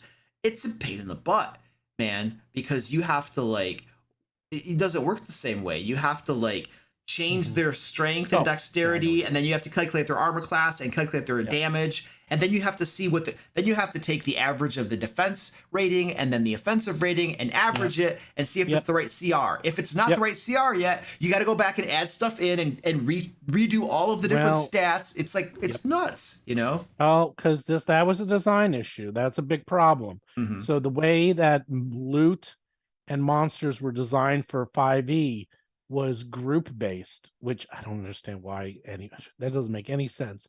So in other words, one monster will give out the same amount of loot as 5 monsters, and it's Mark can go into a little bit more detail than I can, but long story short is that 5e kind of uses a group dynamic for monsters rather than an individual dynamic, which is traditional. Mhm. And it's more like, okay, you're supposed to have, I understand why they did it, because they say, okay, you can have, I'm just making this up, I don't know exactly the numbers, are saying you're supposed to have 8 encounters between level 1 and level 2.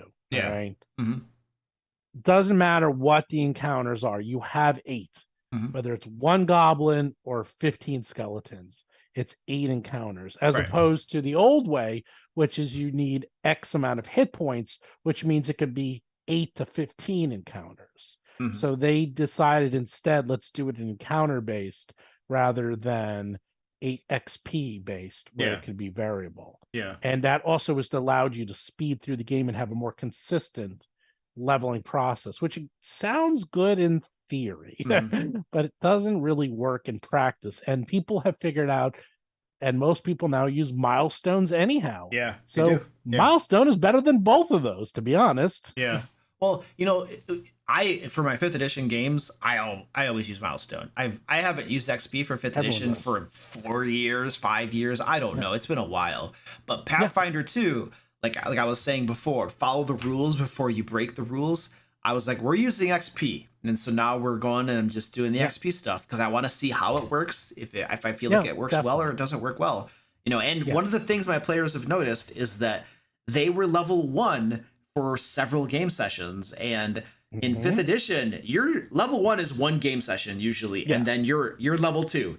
They get you up to level 2 and 3 pretty quickly. They get you to level 5 very fast, Yeah, which is on purpose. Yeah, well, it's the game sucks at low levels a lot of times. It's not balanced, it doesn't work and stuff. So the way it works in Pathfinder, the amount it takes for you to level up between 1 and 2 and 19 and 20 is exactly the same. It's because it's all based upon the difficulty of the encounters. Like the difficulty of the encounter gives the same amount of experience points no matter what level you are, and you always get 1,000. It takes 1,000 experience points to level up. It doesn't matter what level you are, and so it's all very, very systematized, and it's consistent too, you know. So it takes longer, like we're 3 sessions at level 1, you know, and it'll probably be the same at level 2 or something. It depends on how many encounters they get through. My players are getting better at getting through encounters faster, so well, they'll get the hang of it. Yeah. But anyhow, believe it or not, during the play test of Pathfinder, the increments for so whenever you go from like expert to master to legendary, you get a +2, +4, +6, +8 Yeah. to your skill points. Mm-hmm.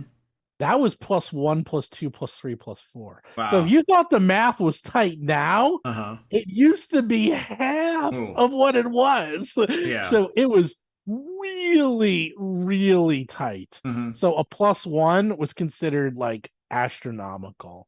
So they actually loosened it a little to make it all right. You get a +2 instead of a +1. Like, can you imagine? It was way tighter beforehand that they loosened it up. Mm-hmm. So one of the things I did want to talk about, which is an interesting item about monsters that only happened very recently, is that there was this up until 4th edition, and 4th edition again, really a misunderstood edition, because Pathfinder 1st edition did this, D&D up to 3.5, is that the rules for creating monsters was pretty much the same rules as creating PCs. Yeah. The problem with that, and this is a big problem, is that we'd used to call them pinatas, or loot pinatas is what we called them, is that if you wanted to make, say you're level 10, and you wanted to make a level 10 humanoid that could actually be a challenge for a PC, you would have to give them all this gear. You'd have to give them +2 swords, plus armor, and then they would kill them. Yep. And then they would get all that gear. Yep. Loot pinata. Loot pinatas. Yes. And that was a big problem. And then 4th edition was the first ones where they said, yeah, the rules for monsters have nothing to do with the rules for PCs. Exactly. And people were pissed. I remember that. People were like, no, that doesn't make sense. How come the level 15 drow can hit me and he has no weapons and no armor and he's hitting me as just as hard as I'm hitting him? He should have a +4 sword and +4 armor because they wanted the loot. Yeah. And they're like, nah, because he's level 15. That's why. And he's hitting and doing a ton of damage on you. Yeah. That's one of the things I'm looking at Pathfinder 2, it's like, you know, if it's a CR7 creature, it just has a certain amount of hit points, period, end of story. You know, it's a spellcaster. It has 170 hit points because that's what it needs for that level. It's simply designed so that it meets the required level of that monster for that group and stuff. And it just, I don't have to worry about him dying really fast, you know? So I think that just makes sense to do that. You know, and that is, it's probably no one thinks anything of it, but that's why you got to sometimes take risks. And one of the things is 4th edition really did take a lot of risks. 4th edition changed the game in a lot of ways that no one, like, people probably don't know about. But nowadays, you know, Pathfinder and 5e, the monsters just do what they do. They don't need to have any items. It's like, how come he's hitting me and doing 50 points of damage? Yeah. Because he's level 15. You know, it's like, why? Because that's what he does. Nobody, it's like, you just need, that's how it works. Nobody cares. I've never had a player challenge that. It's just, that's the way it is. They used to, though. Somebody need to be the first one to do it. And then, you know, everybody's kind of like, oh, okay, I guess it's fine. But it is interesting because now, you know, when you fight NPCs, they still do have pretty good armor. Like there's one thing is that does happen a lot. Like, so in this Agents of Edgewatch, they're fighting a lot of these PCs and humanoids, but they're level 14, so all their stuff is +2. So everything they were fighting had +1. And they're like, you know, it's like garbage to them. Like, they're like, this is worth 100 gold. They're like, whatever, sell it all. We don't care, you know, because now they don't look at it unless it's worth 2,000, 1,000, 2,000 gold pieces. And that's the other thing. So then they do find a +2. It's kind of rare. And even then it's like, oh, that's cool. I already got a +2, sell it, you know, like, you're never going to find a +3 until you're much higher level. You won't find what you need until you're that level. Right. And that's something else to keep in mind. It's that you don't need to justify as much that high level monsters can do high level damage. In the old games, you used to have to do it. Although I will say, if you can do it through the lore and explain why, it does make them better monsters. It does make them better, cooler, stronger monsters from at least a lore point of view. Yeah. It's not necessary, but I think it's good.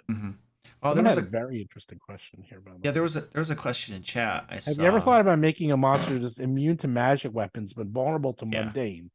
The answer is no. Don't do that. It's because I'll tell you why. Is that everyone at a certain level, and there's a thing called automatic level progression in Pathfinder, where this is a very common variant where people, their weapons just magically get +1s, their armor just gets +1s, like their gear just levels up as they level up automatically. They don't have to pay for it.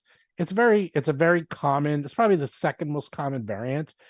People just like it because it's not as much bookkeeping. You don't have to worry about as much. The loot, you don't have to give out quite as much loot. Or if they're using loot for cool things that aren't necessarily just weapons and armor. Because of that, all your gear is automatically magical and you can't make it mundane.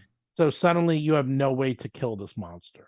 You know, that's interesting. That very rule makes it easier for the game master too, because they don't have to worry about giving out just the right items the players need to keep pace with the monsters and stuff. Yeah, it's a very, very popular variant that I believe Mark wrote, of course, and a lot of people like it. I don't use it myself, but I'm pretty strong with loot, so I know exactly how much loot to give my players. And actually, there's a formula in the game, and I just literally do the formula. I actually go above the formula. Dude, I literally have a spreadsheet that keeps track of what I've given my players at the different levels to make sure that I'm doing what I'm supposed to do.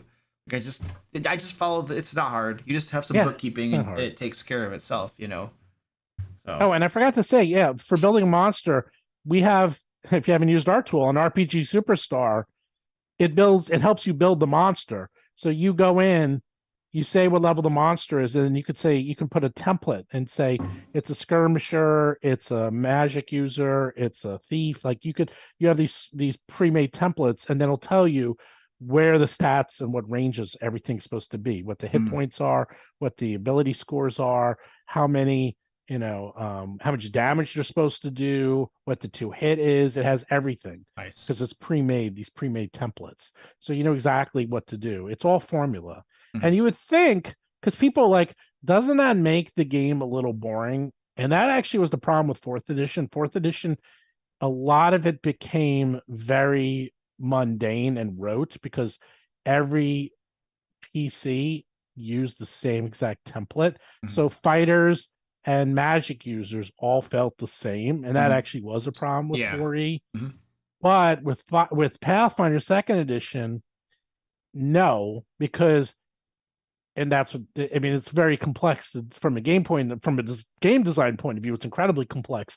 But for the PCs and the GMs, you don't have to worry about it because you're not designing games for a living. It's that the monsters and the PCs all play differently, but yet they still end up with the same result in the end. A good example is Diablo 4 just came out. Like Diablo 4 has 5 different classes. They all play completely differently, but they still end up doing the same, more or less, type of damage, and the amount of damage. Right. Is how you get that damage onto the monster is different for each class. Yeah. What's how have you played Diablo 4 then? Oh yeah, I have like 60 hours into it or something. I don't know how you have time for video games, dude. Like I'll tell you how I have time for video games. I don't sleep. Well, I don't sleep. That is true. I go to sleep at 2 a.m. every night, and I usually get up at like 8. So I don't sleep. But that's I've always been like that. I was working 24/7 on my Jewel of the Indigo Isle hardcover book here, baby. And I didn't watch any TV. I didn't play any video games. I didn't see any movies. Like everyone's like, "What are you watching? What are you watching? What are you doing, Steve?" Nothing. That's like all I do is I'm working on this. It's done. Yeah. I finished the Battles You Best theory, Strange and Unusual. That's done. And I finished a few other secret projects I can't talk about. And I just was like, I actually have some time. Gosh. And that was my reward to myself, is that I got Diablo 4 and started playing. Yeah, that's and Zelda, and the new Zelda, of course. So yeah, I don't have time to do well, you go in spurts. That's what happened to me. So like, yeah. And then there was like a good 6 to 9 months where all I did was work. So I take advantage of it because probably in a few more days I'll go back to crazy stuff. Yeah, I need to. I was telling you about this before we came on stream, but I need to do. I have this 80-20 exercise that I do every so often, where you analyze. In this case, in business, right? What's 20% of things that I do that produce 80% of the results, right? And then what you do is you find out what the 80% of the things are that only produce 20% of the results, and you try to get rid of those things. So basically, it's an analysis of like, what am I doing? What are the things that work, and what are the things that aren't really working? And then stop doing the things that aren't working. And the whole idea, it could be so you can focus more on the stuff that does work, but it could also just be to like get crap out of your life so you can breathe. You know what I mean? If you're overwhelmed or something. So I was like, I need to do that. I need to figure out some stuff that I can get out of my life so that I can breathe, so. Breathe, buddy. Yeah. Well, you'll be fine.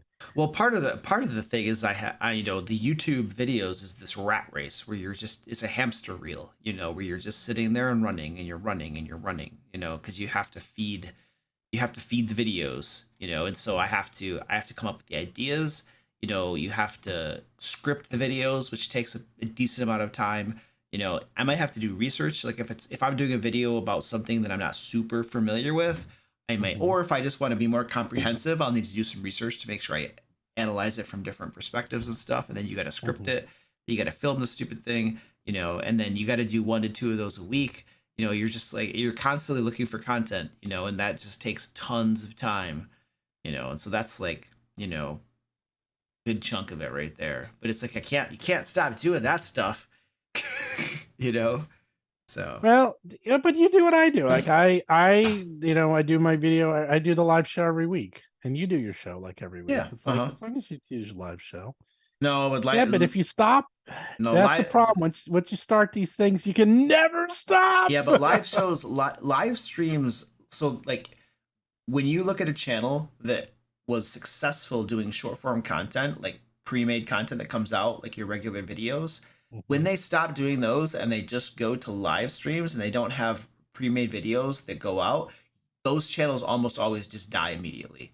You can't transition from like pre-made videos that go out to only doing live streams. Like if you built your channel that way, you know what I mean? Because if you look at my live streams, they get like 1,000, 2,000 views. It's not that much. My pre-made videos, they'll get probably around 10,000 in the first couple of days. Then that's an average to poor video. And then if you have a video on a really good topic that really pops, you can get 50,000, 100,000. You know what I mean? It just depends. And live streams can't compare with that. Now there may be exceptions, right? There's always exceptions, right? But like you just if you look at, it's not just the ad revenue, right? It's okay, like you and I both make products, right? Okay, so if I'm going to talk about Lair magazine, or I'm going to talk about Lairs and Legends, or I'm going to talk about my next Kickstarter, it's coming out in August, folks, Secret Art of Game Mastery. If I talk about our products and it goes into a live stream that 2,000 people watch, 2,000 reach, right? If I talk about my products and it goes into videos that get like 20,000, 50,000 or more that watch it, wider reach, you know what I mean?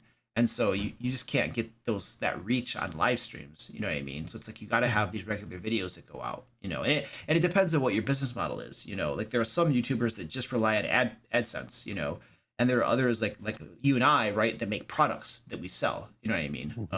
And so and if we use the YouTube as a marketing vehicle, you know what I mean? Because I don't do a whole lot of paid ads unless it's for a Kickstarter. That's a little bit different. It's a different beast, you know what I mean?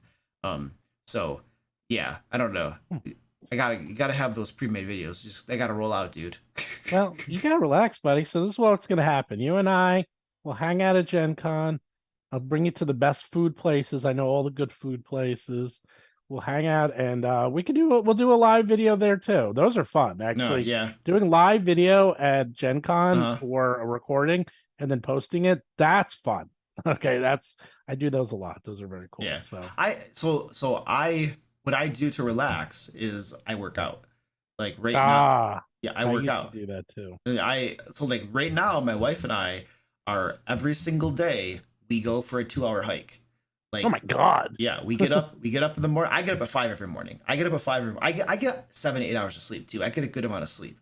Because I don't drink caffeine. I drink no caffeine. It's like zip. Except for green tea. I do have some green tea throughout the day, but it's a different. Well, I only drink Diet Coke. I don't drink coffee. That's got a lot of caffeine in it. It's got a lot. But anyway, yeah, but I don't drink any caffeine, so I have to get a good amount of sleep, and it's better anyway. But anyway, I get up at 5, and then we go for a 2-hour hike like early in the morning when it's still cool out, And so like that's like my relaxation thing, It's like a 2-hour hike, and just kind of like walking through nature and wilderness and crap. And so it's like I'll think, like right now the last few days, this is a busy week because I'm doing filming.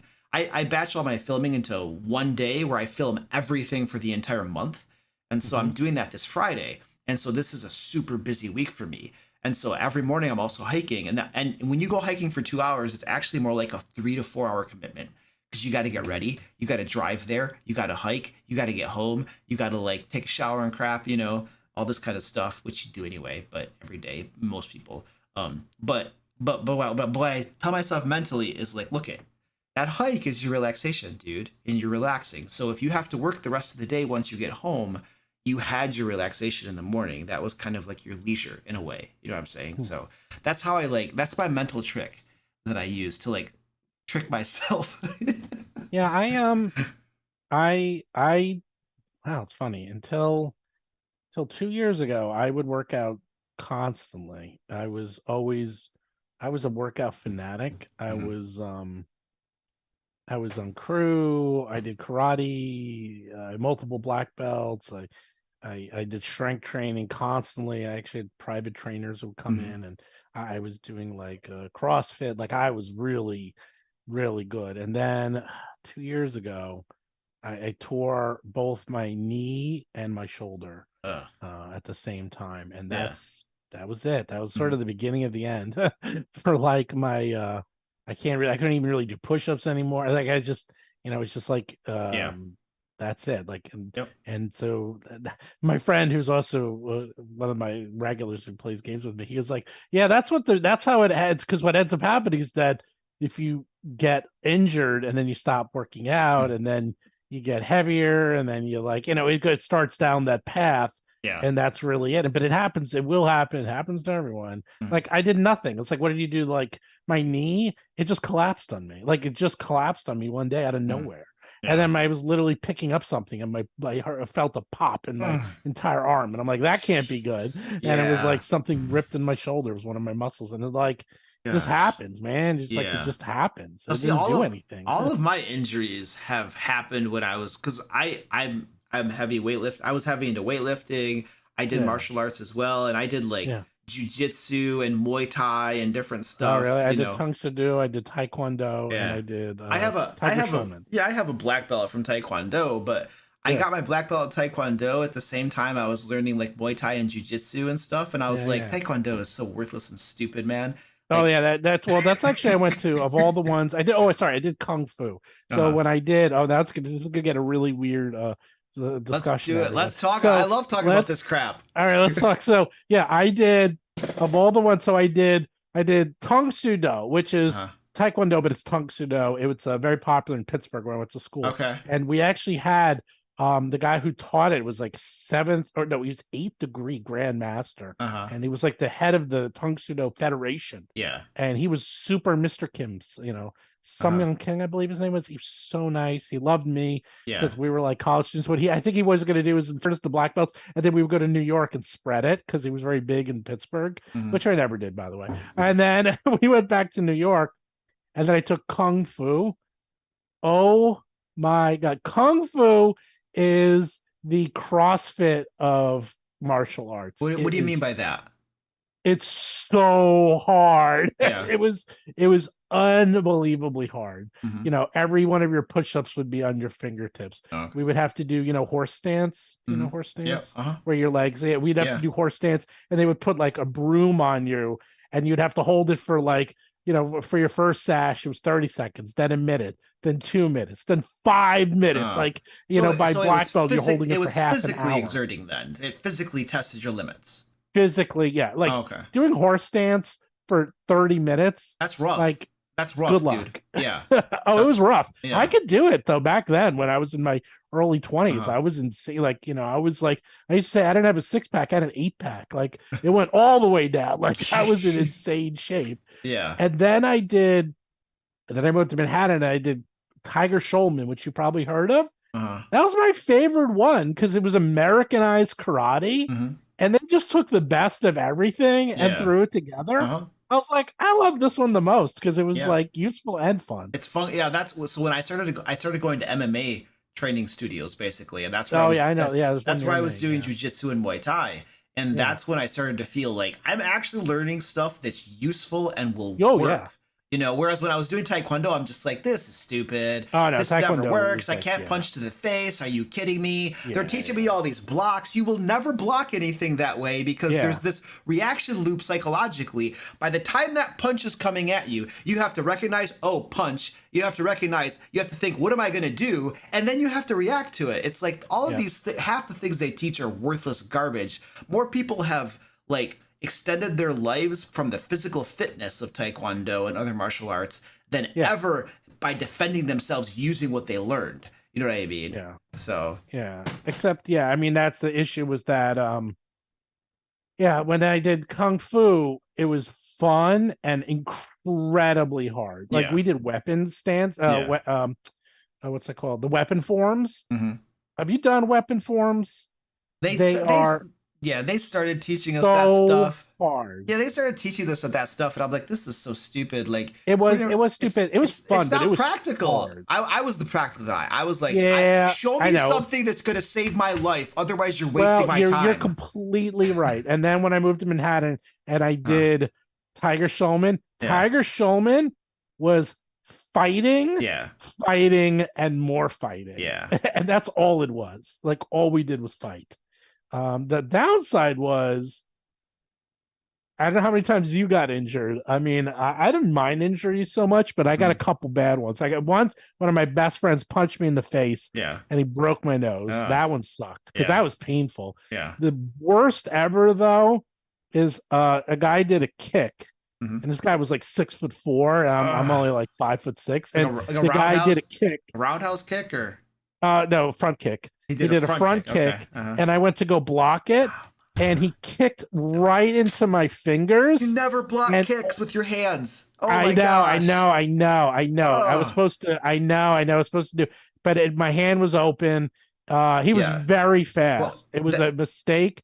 He kicked right into my hand. He broke. This was actually interesting. I went to the doctor, and I'm like, and my hand was in so much pain, and he goes, "Well, you got nothing broken, but you have hundreds of micro fractures in all 4 of your fingers." And I'm like, fuck. Yeah. He's like, there's nothing I can do. It's Dude. like like you just have hundreds of micro fractures. Like, and that was it. And it took 6 months to heal. And every day it would go, like the pain level would just go a little bit down. Like every day it got a little bit less painful. Dude, like that was one of my pet peeves in Taekwondo. They teach you these low blocks, right? You know the low blocks they teach you, and they teach you these low blocks, and they're like, well, it's actually like that or whatever, but they would teach you these stupid low blocks, you know, and they're like, this is how you block a kick, like that. You know what I mean? And I'm just like, if I do a roundhouse kick on you and you try to block my shin, because I don't kick with the top of my feet, I kick with the shin. Yeah. Like, if you try to block my shin with your forearm, I'm breaking something. You're stupid. Yes and no. I disagree and agree. By the time I got to my black belts, I was mostly blocking my legs. I would use my legs to block their legs. Well, yeah, that's the way Muay Thai teaches you to do it too, right, you're supposed to. It can be painful if you do it on your shin. That does hurt like a mother. Yeah. But it's also their leg into your leg. Right. If you have good balance, no one's going anywhere, and you can then counter immediately. Right, but you can't. So I've hurt people 3 times, I think, when I was sparring. Okay, one is I punched him in the sternum. Okay, knocked his breath out. Yeah, I've done that. And the other 2 were both because somebody was low blocking my kicks. The one guy broke some fingers, and the other guy like really hurt his forearm or something. And I'm like, what we used to do in Kung Fu is we used to do forearm training. Yes. And we would do you ever do that with the banging of the forearms? And we do that with our legs. I'm familiar with it. Yeah. Okay. Yeah. We would do that, and it would be all black and blue. But after doing that for a few years, it does toughen you up. And like you can take those blows, and not only does it not hurt, but you don't get a black and blue mark because you've broken the scapulary so many times. There's nothing left. I know, but then you probably have like a doctor looks at an X-ray and that crap, and they're just like, "Wow, you're gonna have arthritis when you're like 27, dude. What are you doing?" You know what I mean? No, I was actually fine until my knee got kicked. It was so much fun though back then. Yeah. Oh yeah, it was fun. It was fun. Yeah, it was fun. I didn't have MMA when I was. I would have probably done MMA. Yeah, you know who Jocko Willink is? No. Okay, so he's an ex. Is either Navy? No, he wasn't a Navy SEAL.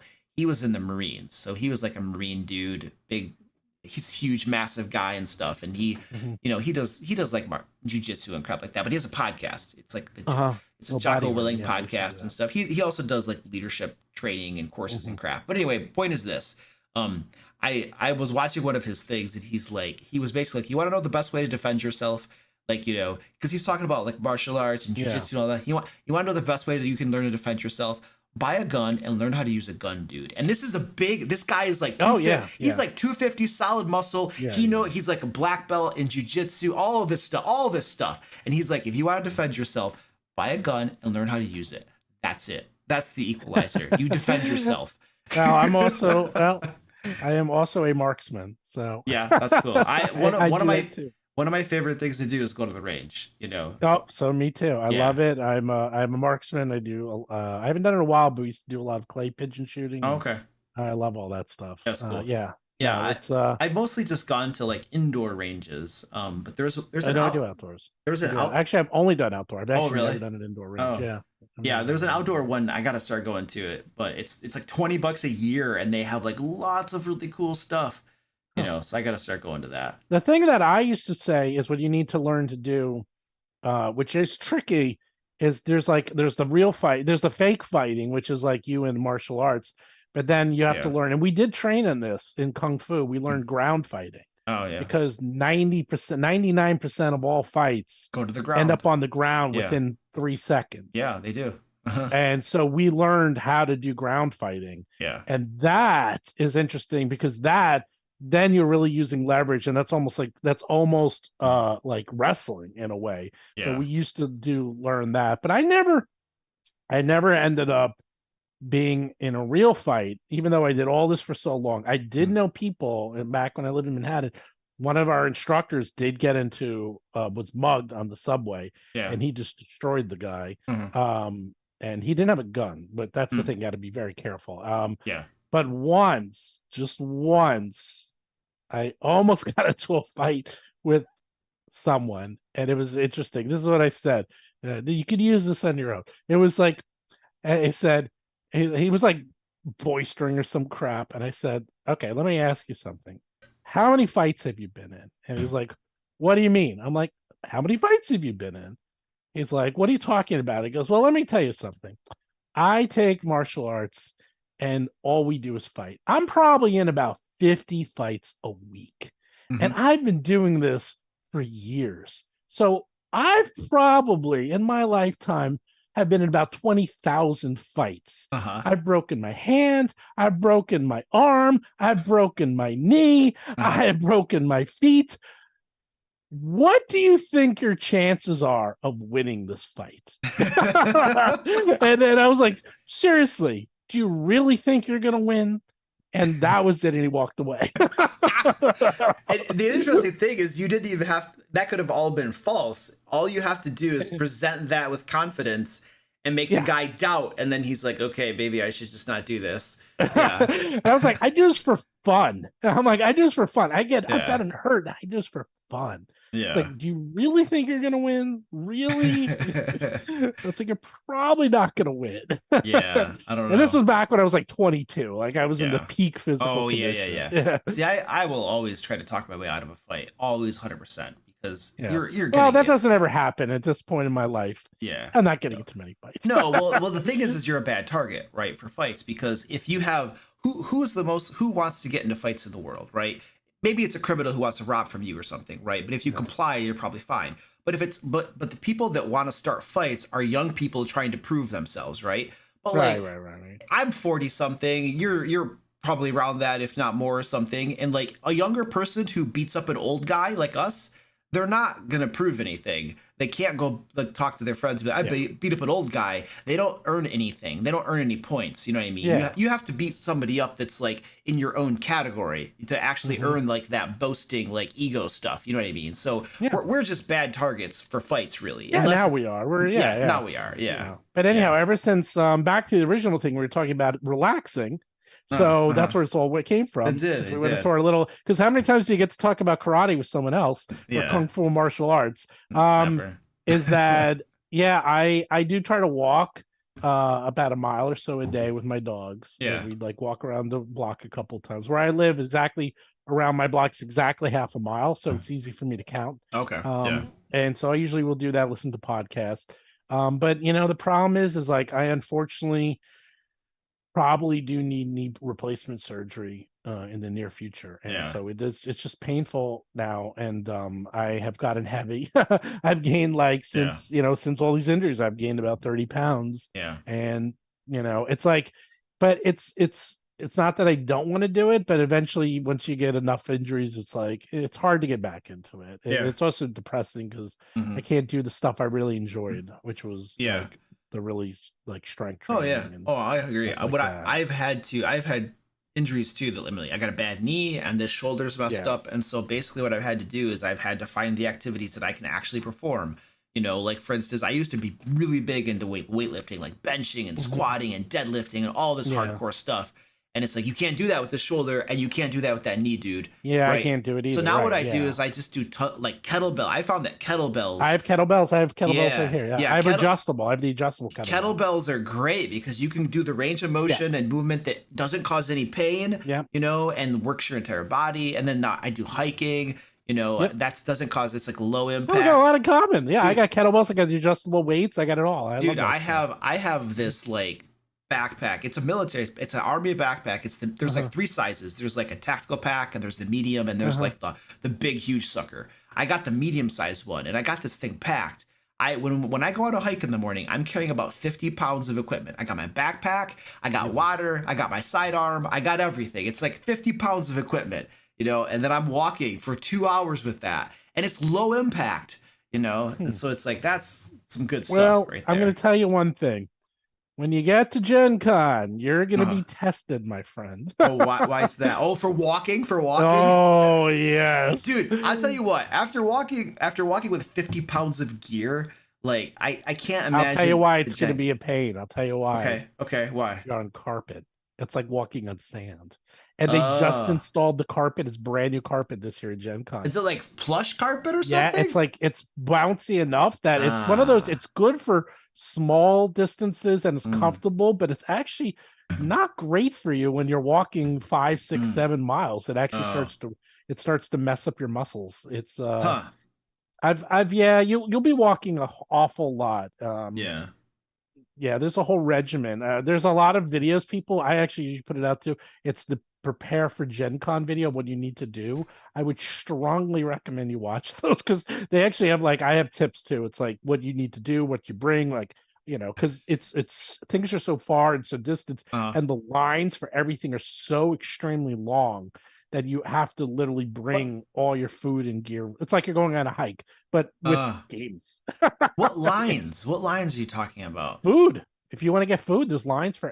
Not doing it. I won't eat. I refuse to stand at lines. You're gonna eat. No, well, you'll do what I do. You hang out with me. I'll show you where the secret stuff is. That's fine, but I will not stand in a food line. I crap you not. I will fast. I do not do food lines. That's bullcrap. Oh, you'll get headaches though. I mean, the thing is, I can't. I will. Well, it's 24 hours. Don't forget, Gen Con never closes. So I'm not gonna be up there 24 hours. I get 8 hours of sleep, dude. What are you talking about? Yeah, not a Gen Con. No one gets any sleep in Gen Con. I don't get any sleep. I'll get sleep. I'll get sleep. I get 8 hours of sleep for the whole weekend. No, this is my vacation, dude. I'm gonna make sure I get some sleep. So someone actually had a very good question. Yeah, let's see. We'll go back to questions. I gotta go off on a tangent. Oh, so what I do to relax, my relaxing, I watch baseball. I got my Mets on right now. I have season tickets. I got a lot of baseball games.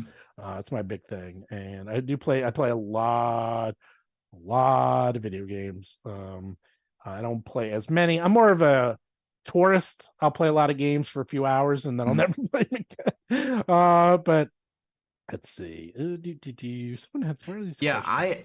The tourist thing in video games, I get that, because I'll start a video game like I forget what one of the ones was, but Original Sin or something, and I'll start it and I'll play it for like, you know, a few hours, and then I won't be able to play video games for like a month or two.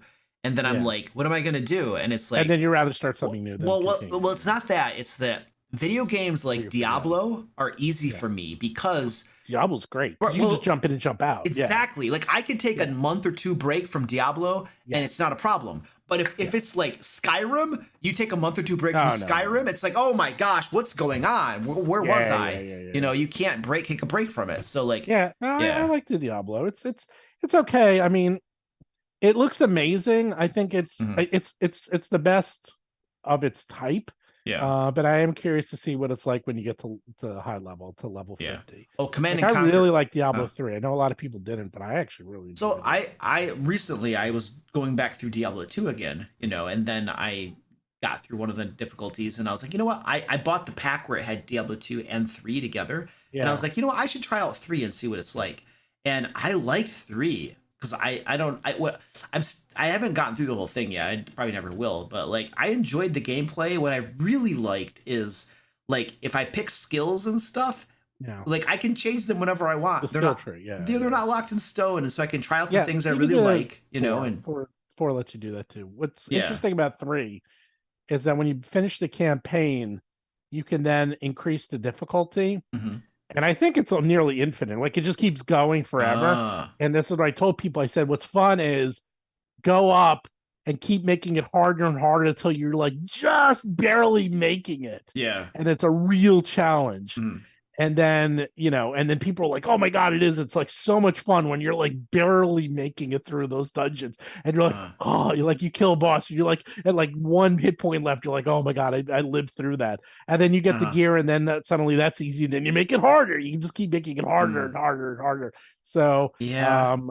Diablo 4 does this interesting thing. It's like D&D. I was level 1 through 10. Mhm. Except the opposite. I was like, this is so easy. This is so easy. And then I hit something at like level 12. Yeah. And then I was getting my ass handed to me. Yeah. I'm like, oh my God. Yeah. They ramped this up it really ramped up fast. Yeah. And so it's not, to be honest, it's pretty easy still. It's a little too easy. Yeah. And I'm on the hardest difficulty. Yeah, I like easy All right. video games because my video games for me are not about being challenged. They're about just kind of relaxing and just playing it through. I'm a completionist type of, like, I just want to get things done. And so when I'm doing a video game and I'm just getting stuff done, I feel it's like I feel satisfied. You know what I mean? But if I have to sit there and retry things several times, or I keep dying and stuff, or it's challenging, that's very frustrating to me. It is, but keep in mind the thing about Diablo, which is nice, you can adjust the difficulty whenever you want. There's no penalty. Yeah, you can. Yeah, you can. Yeah. I'm just saying, like, for me, like, it's interesting because if I'm playing D&D or Pathfinder, I want challenge. I want it to be really hard. But when it comes to video games, I don't like that. I don't know. It's interesting. I don't know why, but yeah. So here's a question: is any tips for DMing for kids 7 and up? It's like nothing to do with monsters, but I will say, I have DM'd for kids. They used to have what's called the kids track at Gen Con. So Paizo used to have, there's a thing called the Sagamore Ballroom. It's like the size of a football field, and they used to run hundreds and hundreds and hundreds of tables in there. It's now split into 3. It's not nearly as big as it used to be. And they had a thing called the kids track. It's where they had literally tracks just for kids to play games. And I was assigned to it. This is actually, I think my kids were babies back then. They were much younger. And at first I was like, ew. But I actually started to really enjoy it because the kids are always excited. They're always like really into it, like way more than we are. They're like, yeah, they're really into it. So it's fun. The thing with kids is you gotta go with the flow. Don't kill them off. Fudge the dice, fudge things. And you don't have to fudge the dice. Fudge the hit points. If the monster has 50 hit points and the kid's about to die, and he hits them, and he's dead now. You killed him. Good job. You came to the brink of death, but you got him, and the kid feels good. Now, some people might disagree with that, saying, no, the kid should. I will say why don't do that is because so many of my friends and people I know did not get into D&D or Pathfinder because they had a very bad first experience. That is the number one reason that people don't get, and these are geeks. These are people who play Magic or video games. Like, these are our people, and they won't play. Like, oh yeah, I hated it. It's like, why? Because I died the first time I played. I've heard that so many times. Don't kill them off. You'll have plenty of time to do that later. Let them win. Let them be the hero. You can make it challenging without killing them off. And also with younger kids, make it a story. And especially for kids, this is why so much young adult and fantasy novels and like Harry Potter and all these games, all these books and video games are so empowering, because kids they're not in charge of their lives. They're being told what to do. They have parents, they have teachers, they have adult figures. Everyone is telling them what to do. They have no autonomy in their life. And one of the things with role-playing games and video games is they feel like they have the power and they can do cool stuff. Yeah. So make sure you embrace that, and then they'll be interested in the game. and then you can worry about making it challenging or real difficult later. Trust me, there'll be plenty of time for that later. So you're saying when you're just getting into it with them and they're just starting to play, make sure that you're not killing them off and stuff. You want them to be in there for a while. Yeah, just have fun. Mm-hmm. And and kids, someone said if they get jealous if their hit points gear weren't exactly equal. Yes, some kids will just be like, have like, oh, everyone needs to have I get a +1 weapon, everyone gets a +1 weapon. If you're having kids like that, then just do that. Like, oh, and better yet, make it for each one. It's like, oh, the barbarian, you like axes, there's a +1 axe. And here's a +1 sword for the fighter. And for you, the magic user, here's a +1 wand or a +1 staff. Maybe it does nothing. Who cares? It's just, it doesn't mean that it doesn't have to do anything. It's just fun. And they'll be like, ooh, and then they can all talk about it and compare it. And that's where they're going to have the fun. And you got to be very cognizant of your audience. Maybe they're into the story. They're usually more into the story and usually more into fighting. You'd be surprised how much they're into fighting because they feel powerful and they feel like they can, defeat enemies and defeat people that they can't deal with in real life. Yeah. So that's the big thing I would say. Mm-hmm. Yeah, I think it depends on the age range too. Right. So if they said 7. Right. So 7's like 7 is gotta be very really young. That's really young. Yeah. That's almost like you might not even be able to use like the standard rules. You might have to get like the kids rules for D&D or something, just because of the complexity of it. Because I remember I was playing. I was playing once with he was probably about 7, and the rules were just too much for him. He needed something simpler. Now my experience is mostly with kids around 10 to 12, as young as 10 or 12. And at that point, you can definitely use the normal rules. They have, especially around 12, they have the comprehension and the ability to learn the normal rules as is, you know what I mean? And I was being a little bit more generous with like treasure and stuff because I wanted them to get cool stuff because that got them really excited. The one thing that when I was around level 11 to 12 or so, one thing that I was doing is I was not like just saving their bacon, as you were saying, but you were addressing like much younger kids, much younger kids. But I was at level 11 or age 11 or 12. I didn't want my players to feel like or think. I didn't want them to develop this like way of thinking of playing D&D or RPGs, which is like you're supposed to never die and that death is bad. I wanted them to understand that it's part of the game. Like if it happens, and you make a new character and we just keep on having fun, because I've heard stories of adults who throw fits if their characters die. And I was like, look, I have these kids and they're like learning the game and stuff. And I want them to understand that that's just part of the game. It's literally part of the game, And so they would die, from time to time. And we even had a couple of TPKs, but they kept playing and they learned and it's just part of the game, So, but again, I was doing much older. They were like 11 or 12 or something, and then so I think it was a different age group and they definitely had the maturity to like handle that sort of thing. So I think it's different. It depends on different age groups and stuff like that. This was specifically younger ones. Oh yeah, I get it. Yeah I was just kind of addressing older ones because I think it matters who you're dealing with, like what age and crap like that. If they get it, so if they can handle it, they can handle it. There was a whole bunch of questions way at the top. Let's go way to the top because I know I skipped a whole bunch. Ooh, somebody says that we're their favorite content and that both of their favorite channels are here together. There you go. Let's see. Well, I can only scroll so far. I guess we lost some of those questions. Then re-ask those questions. Spam your questions, guys. Feel free to just throw your questions in. How often do you all consider monster attacks on a town with sort of a horror movie plot of the monster from the deep forest coming out to terrorize a small town? As I feel like movie plots like Lake Placid could be sort of ideal setups for some monster attacks, varying between just picking off people who get nearest location or literally invading a town. Yeah. I mean, You can definitely do that. You're inviting a world of complexity into your life when you have an entire town that serves as your dungeon, right? Like, you know, if it's just on the streets and in random buildings. So what you would want to do is you would want to restrict that, right? You would want to have there be like set monster attacks that happen at certain places that you can plan out in advance. You know, like town hall is being attacked, or the inn is being attacked, or like the guard post is being attacked. And so you have to kind of confine your the way you set it up a little bit, you know, unless you're amazingly good at improvisation, you know.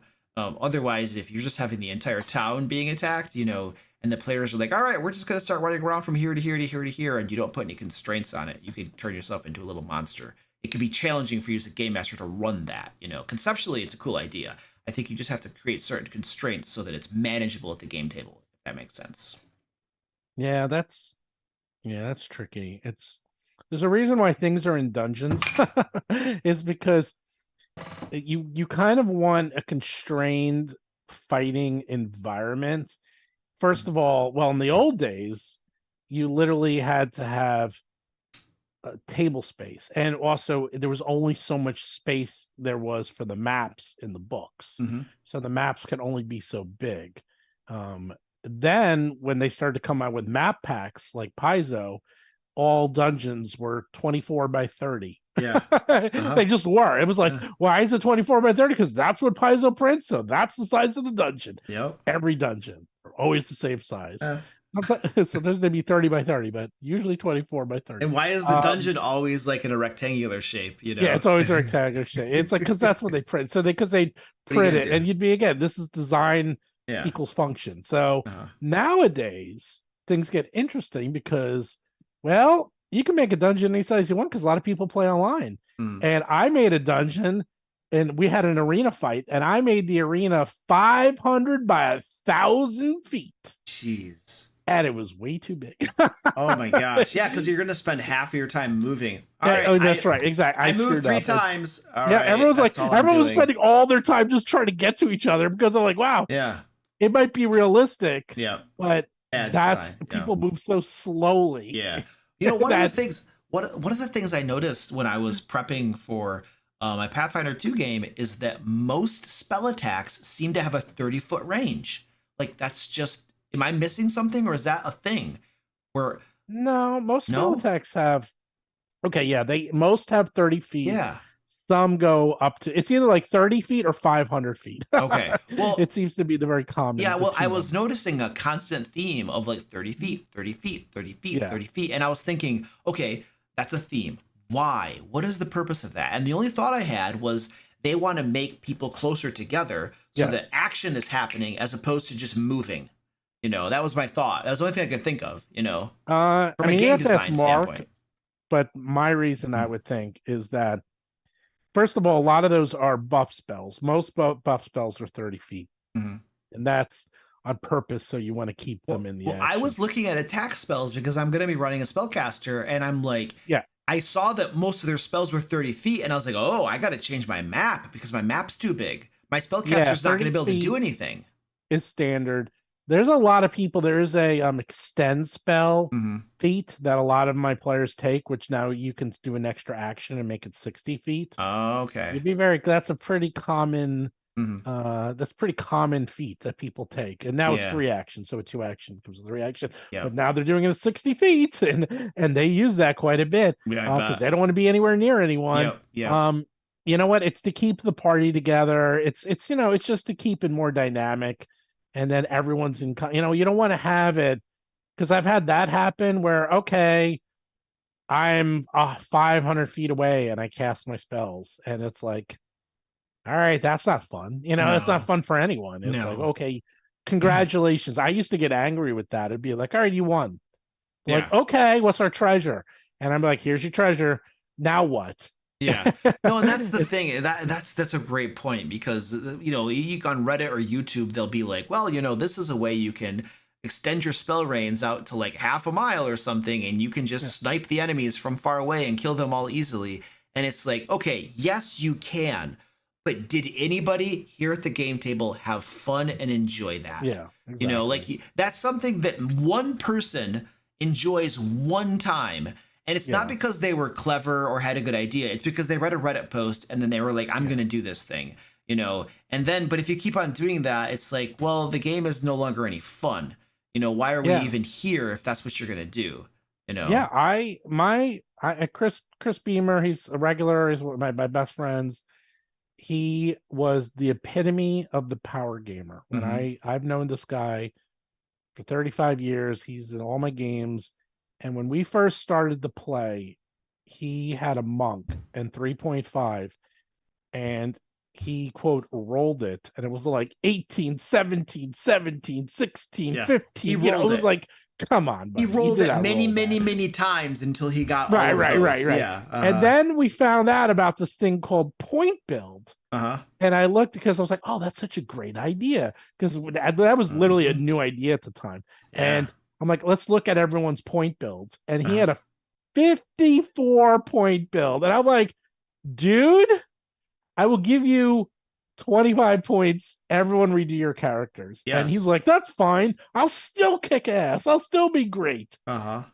Because he was steamrolling everything. Yeah. And you know what ended up happening? He definitely wasn't as good, but then suddenly he was having a lot more fun. Oh, yeah. And I was like, you see, not being so powerful. And I give him full credit. He went from that monk to now we're playing Pathfinder. He gave his monk, he likes monks. He's playing his monk in our Pathfinder 2nd edition game. He purposely gave him disadvantages and gave him 8s in some of his stats. Yeah, nice. And didn't give extras. He just took off. Yeah. He gave his PCs flaws. Yeah. Because it's more fun to play a flawed PC than an optimized one. I say that all the time. And once you get that, he never goes back. He's like, yeah, it's way more fun. And it's challenging. You know, he likes the challenge. He likes having non-optimized. Although he optimizes his attacks. Like, that's fine. And I don't mind, because it's also that's the thing funny about Pathfinder 2nd edition. He's like, dude, I have theory craft this game as much as possible. It is impossible to get my AC higher than like whatever it's at for 40. He's like, that's it. Yeah. There's nothing more I can do. Yeah. I'm like, I know. It's like, Yeah. It's like there's these caps and you can't go above them. It doesn't matter what you try. I think there's also something else that plays in play too, because when you're a character, at least for me, when I'm a player, when I have a character, part of the fun, a large part of the fun, and this is in video games too, but a large part of the fun is getting those cool new abilities and spells and increasing your power. But if you start out the game at level 1, having all of your stats maxed and you're already a powerhouse, it's like you don't have as much room to grow and get anything because you're already super powerful. And so there's this lack of feeling of progressing and getting stuff. You know what I mean? So I think that's part of the psychology too of why, in my opinion, it's more fun to start a weaker or average, let's say, and then you can get more power and grow and get spells and stuff that actually make you better. And then you feel like you're progressing. You know, it's that feeling of accomplishment, you know, as opposed to if you just start out, it's like, remember Super NES? Remember how all the earlier video games were super hard because they were designed for arcades and taking quarters? So they're all really, really hard. But if you took the Game Genie thing and put the cartridge in, you know, and gave yourself invincibility, like, then the games were just like, I'm invincible now. But like, I'll play through the game once just to experience it. But then it's like, what's the point? I'm done. Why bother? Well, you know? I have a famous story that I've told this on my channel a million times. Is what game was it? I forgot. It was one of my favorite games, and I got the invincibility code. And I put it in, and I was killing everything, and I was like, after 5 minutes, I never played it again. And I was like, it ruined the game. I was like, wow, all the challenge is gone. And I was like, and I was like, okay, I'm never doing that again. I'm never ever gonna use a cheat code. I'm never gonna do that, because without conflict, there's no story, and without conflict, there's no accomplishment. And I learned my lesson. Do you know something else that I've found for me personally that ruins my gaming experience for video games is I'll get a video game and I'll be playing it and I'm having fun, and then I'll be like, oh, I bet there are guides online that will tell me how to like optimize my group or do this thing or that. And I'll go read these guides about the best way to do it, the optimal way to do it and stuff. And then I'll go back to the video game and I'll be like, well, I'm not optimal anymore. I have to start all over Yeah, again. that would ruin. Yeah, If I have to start over again, I'm like 20 hours into this, and I'm not gonna start over again. I never play the game again, and because I read a stupid guide, you know what I mean? Well, it depends on the type. So I do play a lot of the. I don't play as much. I used to play a lot of the Baldur's Gates and those role playing That's games. the types I usually play too. Right. Yeah. So what I do is I will read the guides, not so much for how to build your characters, but I will read I won't read the detail guides, but I will read the guides like, okay, these classes aren't so great, or like this build, don't do this build. Yeah. Like when I used to play MMOs and I was a hunter, there was always 3 different types of builds you can do, and there was always like Beastmaster, Marksman, I forgot the last one. And they're like, that one sucks. Don't do that one. It's like Beastmaster, Huntsman, Marksman, they're about the same. It's really your play style. Yeah. And so I'd be like, okay, and I would switch off depending how I felt. I didn't have to read like all the details. Like that I would like to figure out on my own. And actually that just happened with Diablo 4. Like Diablo 4, I'm playing a necromancer, and I actually found the guide online, and I was like, okay, let me see. And I read it, but I didn't actually like the way, like theirs is probably the most optimal, but I didn't really like it. So I'm like, you know what, I'm changing it up, and but I saw what they were going for. So I have a slightly different build, but I did appreciate them to show you. It showed me how they were building the character and what synergies that were there, so that I could take that as a template. Yeah. And I use that as a template. Yeah, that's cool. But, but some people like that. Some people like to it's an individual thing, right? Like what ruins the game for me makes it enjoyable for somebody else. It's all just personal taste and what floats your boat. Yeah. Yeah. All right. Well, we need to take a little break here. Break, yep. It's bio break time, ladies and gentlemen. We'll be back in just a moment. For you. Yeah. Well, I'm bio breaking, dude. All right. The live stream is gonna start very soon. But before that big mouth starts talking, I want to tell you about the secret art of game mastery. That's the next DM Lair Kickstarter. Listen. Game masters are the heart of all tabletop games because, frankly, without you, there would be no game. Your players would just sit there and stare at each other, and no one would know what to do. And yet, game mastering can often be challenging and overwhelming. I know, I tried it. I'm still dealing with the trauma from that experience. But anyway, that's why the DM Lair team has taken their accumulated experience as game masters in a plethora of game systems, over 100 years of combined experience, that's a lot of finger counting, and put it all into one book, The Secret Art of Game Mastery. Whether you're a seasoned game master or a brand new one, we want to help you run amazing games for your players. And in this book, we'll guide you in the secret art of game mastery. Trust me, it's super secret. These are the things that you often don't find in other game master guides. Oh, and everything in this book is system agnostic. That's a big word that means the information will work for any game system you want to run, be it Pathfinder, D&D, Call of Cthulhu, Shadowrun, Savage Worlds, or something else. The Secret Art of Game Mastery Kickstarter launches in August, but if you click the link below, you can follow the project and get notified when it goes live. So yeah, do that right now. Clicky. Hi there. You probably already know what I'm going to say, but if you... That was the wrong button. I almost got 2 sleazy plugs in a row. You almost got what? I almost got 2 sleazy plugs in a row. 2 sleazy plugs? Sleazy plugs. Oh, is that what you call them? Yeah, sleazy plug. Yeah, absolutely. You gotta lean into it, you know. If I'm gonna plug something and tell someone, hey, this cool product that we make, it's a sleazy plug. Just lean into it. You know? Okay. Don't deny what it is. They're only sleazy if they're actually sleazy. People like to support you. I know that, but that's just my personality. It's just like, you know. So yeah. Oh, don't worry. When you do the plugs, everyone leaves. See? Yeah, I know. Actually, I actually did a test. So when I do my live streams, I have to bio break every so often. I usually do it on the top of the hour. Okay.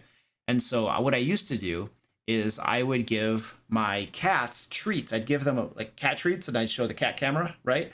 Or I'd give them catnip, and then they'd roll around and eat catnip, and then I'd go bio. And so the idea was that people could watch the cats and not leave. But what I found is that I'd always have this massive everybody leaves, you know what I mean? And so then I was like, what else could I do? I was like, well, what if I made these stupid videos, you know, it's basically like telling people about the products that my team and I make. And then I play these videos instead. Let's try that, you know? And so then I started putting these stupid videos on, and it's like fewer people leave, you know? There's just something about a live stream that I've noticed that when you stop talking because you take a break, whatever it is, you'll just lose a bunch of people.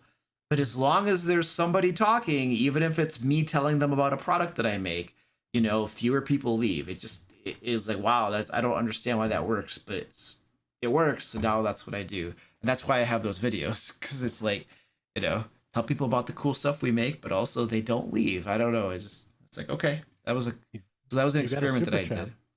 Oh, yay. So Luis Andres Otero says, for $10, thank you, sir. There's a party at my house and would rather keep watching this stream. Nice. Cool. We're the better party. You can do both. You're generally great guys and have helped me become a strong DM. Thank you. Semper Fi. Always lean in. Thanks, dude. I appreciate it, man. Appreciate that.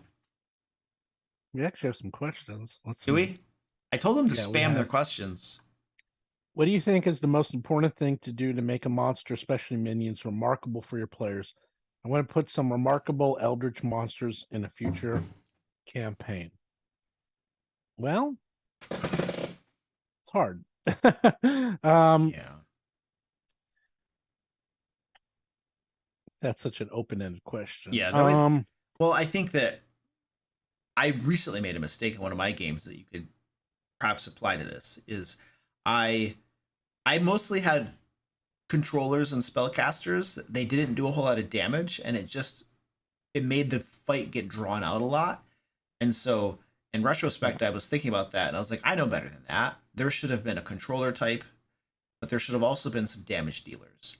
And so I think that you need to, if you're talking about, you specifically said a boss and minions.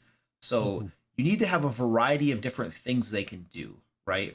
So if your boss is a heavy hitter, the minions might, you know, dominate or cast spells that impede the characters, right? Or they might do other special things. So you need a variety of different abilities that they're doing. Consider, instead of just doing damage, consider conditions, you know, things that will affect them, like slowing them down, you know, or things that knock them prone constantly, or different things like that. So you want to target conditions if you can too.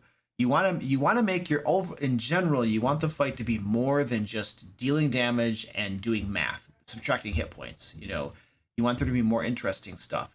You want, if you're doing a tactical combat, you want mobility, movement to be important. So the monsters are moving around, the players are moving around, right? And so, because then they have to consider, where am I going to move to best do whatever I want to do? You want the terrain to be interesting. So instead of just a blank map or a square room, you know, maybe there's like a central platform with, you know, corridors that run out, and in between them are bones. It's like difficult terrain or something. You want like the terrain and the environment to be interesting, perhaps, you know. So there's tons of different things you can do to make things more interesting, you know. So I'm looking through. So Van Advantages, the RPG Superstar or Battlesuit Bestiaries, all these monsters get voted on. So the ones that make it through this process usually are really good. And so I'm looking at some of these and I'm thinking, first of all, you got to remember that not all monsters have to be incredible. Okay, that's the thing. Like you can have just, you know, okay encounters, and I say there's like you have your regular encounters, then you have sort of memorable ones, then you have the mini boss, then you have a boss, and then you have like a big boss, you have wave encounters, just different times. But like here's a good one, the Scroll Mold. It's a level 0 creature, and it's very interesting. It's actually mold that grows from ancient scrolls and texts, and because it's growing on magical stuff, it actually gets some magic abilities. What's interesting is that it has a speed of 0 feet, and it actually can cast Longstrider to move. And it's just an interesting monster. It can't really do a lot, but it's interesting. And it's like, cool, you got a cool monster, and it can even do fun things like color spray, burning hands, sleep, illusionary object. So suddenly you're like, oh, look at this cute little scroll mode. Isn't he cute? It's like prismatic spray. You're like, oh my God, what just happened? Like, it's like this little monster's not supposed to be doing this to you. And maybe it's not doing a lot of damage, but it's enough to make you wake up.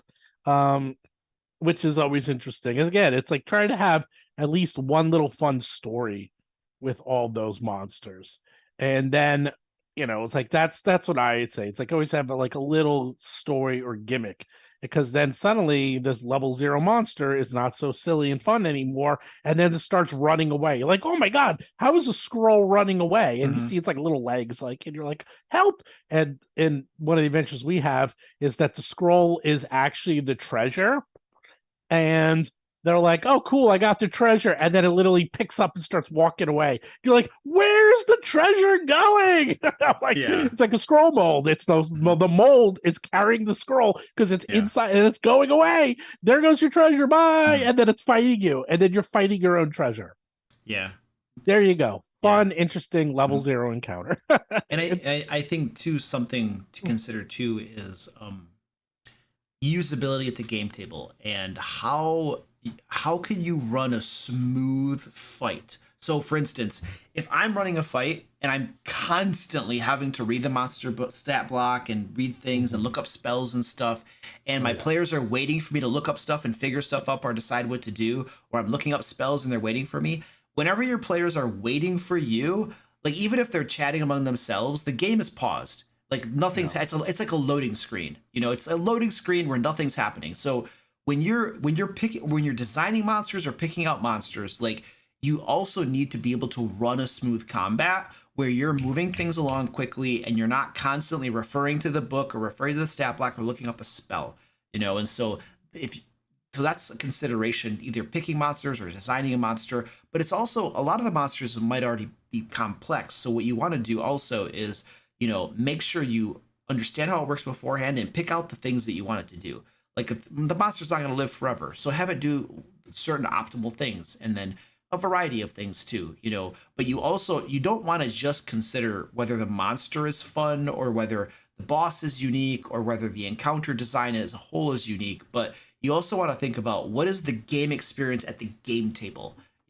Because you could have the coolest thing on paper, but if it's overly complex and the fight is just super slow, everything feels like a slog. So experientially, it can be a huge letdown too. So you have to have this balance between really cool, awesome stuff but it's also playable at the game table, So that's another consideration as well. Actually, I'm going to answer this question. I don't know if you have one. Do you consider the Curse of Strahd the best monster-based campaign? It spans many different types of monsters, and most are to some degree intelligent. Nope. I wouldn't even put you. What? I ran Curse of Strahd, and it for all the hype that it has, I was disappointed. I had to homebrew all of this different stuff and change everything. Strahd himself was a trash heap. My players would have just annihilated him if I hadn't have homebrewed crap on that. That module, it didn't live up the hype. It did not live up to the hype, in my opinion. That module's nothing. If you haven't been playing, I've played and read. I've played a lot of the Pathfinder adventure paths. I've read most of them. You have not seen and played a game till you read an adventure path. Those adventure paths, you want different types of monsters. You want intelligence. You want long-running, detailed, complex campaigns. You ain't seen nothing. I'm gonna say my book, the Jewel of the Indigo Isle, I'd say it's the best adventure I've ever seen or written, because I wrote it. I designed it, but it is. You want different types of monsters, different types of encounters. You want intelligence. You want long story. It's got it all, and it's actually funny because when I designed it, it goes from level 1 to 11, and I said this module, things that happen in the first part of the adventure will interconnect between the second and third, and every person at Paizo and everyone at do it. Watsy said, Steve, don't do it. I was like, why? They're like, you'll kill yourself. Like, don't do it. There's a reason why they write these modulars and they're called modules and they're sort of standalone. I learned my lesson. Never do that. It is a nightmare to coordinate. However, I did do it, so you get my pain, which is it is a fully interconnected module. Everything that happens at level 1 will end up like things that happen at level 1 will come up in level 10. It's unbelievably hard to interconnect that. Never do that. You're supposed to silo your adventures. However, Paizo does that a lot with their adventure paths. I'm running, I think you guys are, I know one of the guys at DM's Lair is running it too. Agents of Edgewatch. I don't know if you're in that game. I love it. He's doing a homebrew game for us. Yeah, he's kind of, I know he's redoing it, but it is awesome. I love the Agents of Edgewatch. I think that one's much better. But of my all-time favorite, except for my own, is Age of Worms. Age of Worms, the second adventure path ever written, designed by Eric Mona. If you read, I'm going to give you the Age of Worms or Pathfinder. So they've converted it for Pathfinder 2e, by the way. Age of Worms, I would consider the greatest adventure ever written. There's 12 chapters, and you end up fighting gods. By the end of this, you end up getting the Rod of 7 parts. You end up fighting doppelgangers, mimics. You go to different planes of existence. You go to the moon. You're going to the city. Like every iconic thing you get the hand of Vecna. Like everything ever. Wow. And Eric Mona designed it. He said, "Yeah, we just threw it all in there. We like everything ever, and we put it all in. It's amazing." Yeah, that's awesome. Yeah, it's got Eric Mona, Mike Merles, Sean K. Reynolds, Jason Bowman, Richard Pett, Wolfman Barr, the guy who runs Cobalt Press, Richard Pett again, Greg A. Vaughn, James Jacobs. These are all legends, and they each wrote a module. It is that is the best one of all time. Yeah, that's cool. Yeah. We had a question in chat that I'm going to get to in a second, but this is your last chance to get our giveaway tonight. Hardcover copy of Into the Fae, my first adventure module, which I like a lot, even though it's probably not as good as Stephen's, but it's okay. Anyway, you'll get a hardcover copy signed by me. Enter the giveaway. We're going to be drawing the winner to that in about 10 minutes or so. So last chance. Now, the question that I saw in there was, and this was a good question. I want to see your adventure. Where the heck is it? Yeah, it's right here. I can send you a PDF. Oh yeah, I want to see it. I'll send you mine. Mine's 250,000 words. Okay, remind me on Discord, and then I'll send you the PDF. Where was this? Okay, this is from Forgotten Isle. Do you guys have any tips for running games in the realm of play-by-post or Discord chat? Yes, I ran 3.5 play-by-post for about 2 or 3 years. I think it was 2 or 3 years I was doing play-by-post. So the biggest tip I can give you if you're doing play-by-post is you have to have very, very strict rules about the time that people have to reply to something. So for instance, if you're running like a scenario and like an elf walks up to you and says this, then you post that, and then people need to respond what their characters are going to do, right? And so what I would tell them is, if we're out of combat, you have 1 day to reply what your character is going to do. And then I'm going to continue the scene and I'm going to say what happens, And then if we're in combat though, maybe it was the reverse. Maybe out of combat's like 2 days, and then in combat was like every other day or every day. But it was a very specific time limit. Like, I need to know what you're doing. You have like 2 days to tell me what you're doing, and then I'm resolving the combat round, and then I would write out the resolution of it and stuff. And I'm a writer, so I would like write out really nice, well-written, like narrative, everything. It was really cool. But I would give them specific time limits, right? And the other thing that I would tell them is every post you put in needs to have a random die roll, like random rolls that you put in, like D20s and stuff, just in case we need them or something. So those are the two things that I remember that allowed us to actually make progress because if you do this, if you tell them there are 5 players in your game, and you tell them, okay, the elf comes up, and if you wait for all 5 of them to respond to you, there's always going to be one person who like always takes like a week to respond, and you're never going to make any progress on your game. So you have to be strict about enforcing those time limits to actually respond, you know, and if they don't respond, you move the narrative along. You don't sit there and wait, because you'll never get anywhere doing that. So those are a couple things that I remember offhand, but it's been over a decade since I've done play-by-post. So I didn't even know that was still a thing. I literally tried to find play-by-posts. Probably it was a while ago, but it wasn't quite as long ago as when I actually ran it. Yeah. Guess who has one of the largest play-by-post Discord? Actually, it's not play-by-post. It's play-by-Discord, and who has the largest play-by-Discord channel? I couldn't imagine who that might be. It might be Roll for Combat. That's right. We have hundreds of games. It's actually we were the first lodge, the first first official lodge for Paizo. We started it. In fact, it was about 5 years ago, and I wanted to play some games. And I said, hey, you want to play? And we started out with 6 games, 6 tables. I ran one. And it was the first and last one I did because I didn't have enough time. It's actually pretty hard to run. It takes a lot of time, and that's the one thing. It's for the DM now, and as for the players, it's way too slow for me. I thought it was an interesting experiment, but it was so popular. We had hundreds and hundreds. I used to run, and now I have moderators who run it. I after like I think I got up to like table 600 or 700, and then I stopped running it, and that was years ago. So God knows how many tables we've had. We've had thousands of tables. Yeah, I'm looking here, 680. I don't know. Anyhow, we have.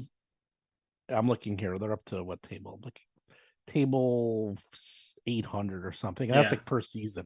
So they have extensive rules of what to do and how to run them. Yeah. And if you go like to our Discord and you want to join, and there's a couple others that they'll tell you what to do. It used to be play by post. That was very popular, play by email.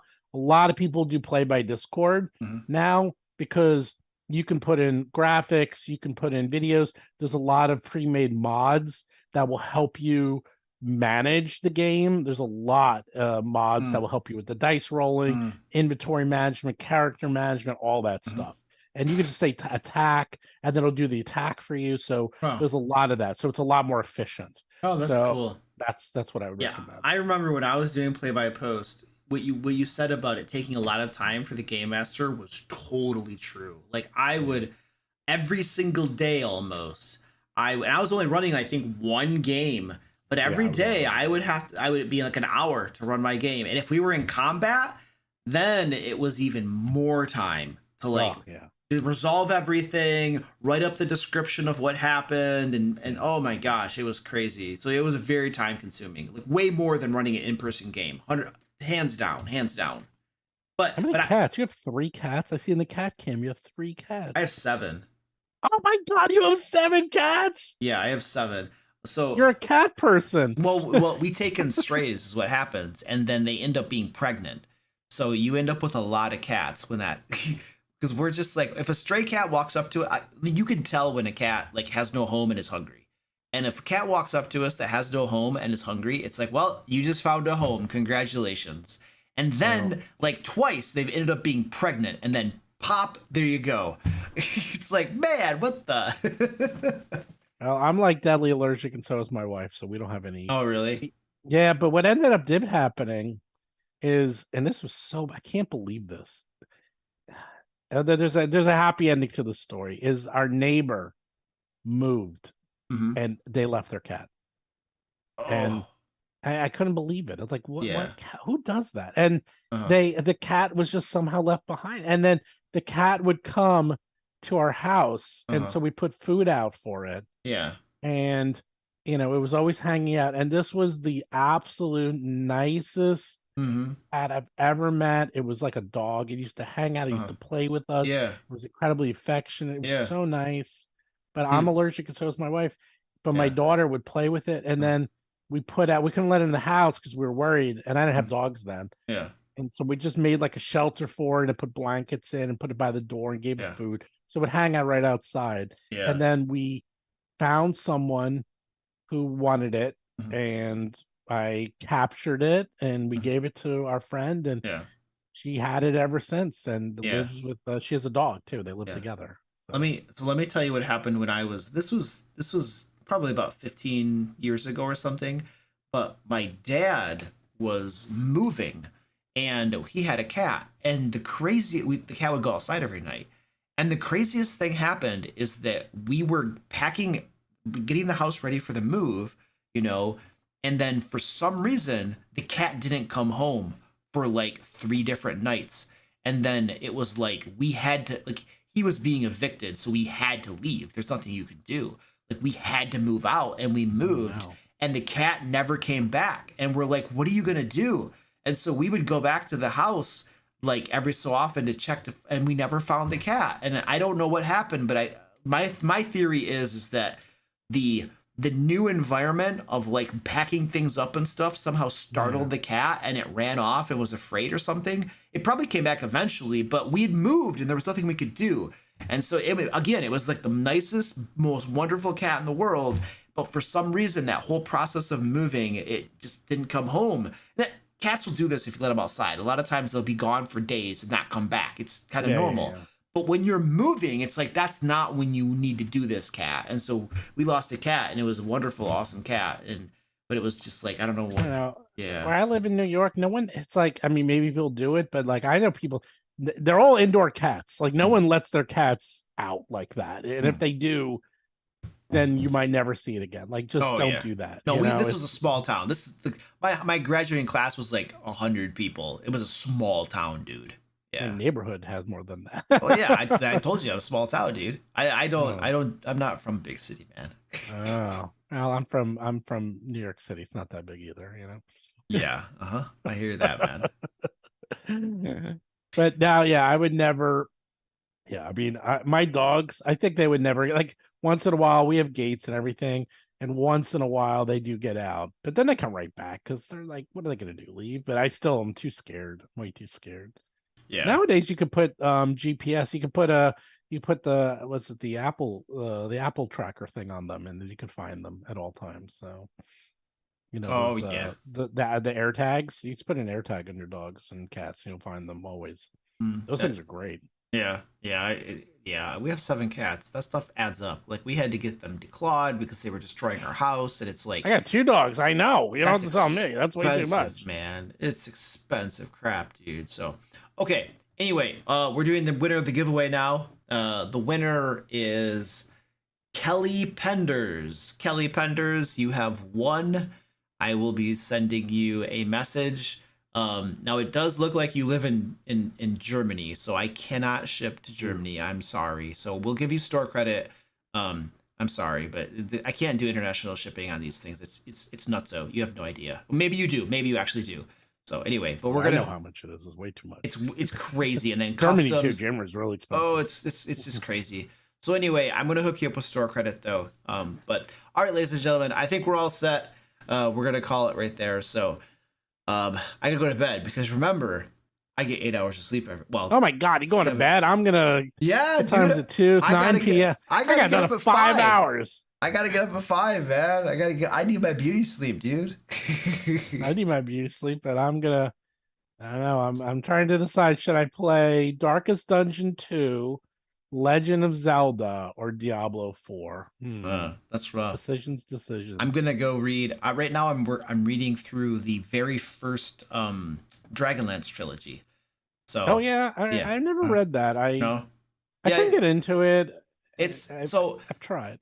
I'm reading it because it was the first Dragonlance trilogy written by, like, you know, Tracy and Hickman and crap like that. So I was like, I need to read this, but frankly, like, that's the only reason to read it. It's like the stories are like weird. Like, they don't follow like a typical like story building, like, you know, like rhythm that you would expect, and they feel disjointed. Like, it feels like a D&D group who's just hopscotching all over the place doing random stuff. That's what it feels like to read the books. So I don't know.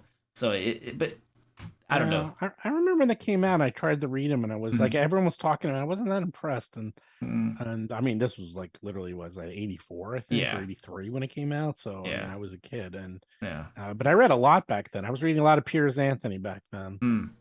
Yeah, I've read a lot of fantasy stuff, and this is like from back in the day, right? That's what I was gonna say. I know because I was watching your video on world building, and I saw the books in the background. You have the Sanderson books, my favorite author. I saw you had the Magician Apprentice books, Robert E. Feist books. Yep, I have Feist books. Yeah, I love those books. I need to read. That's a great series. I've only read that series once, and I need to reread it because I feel like it was very.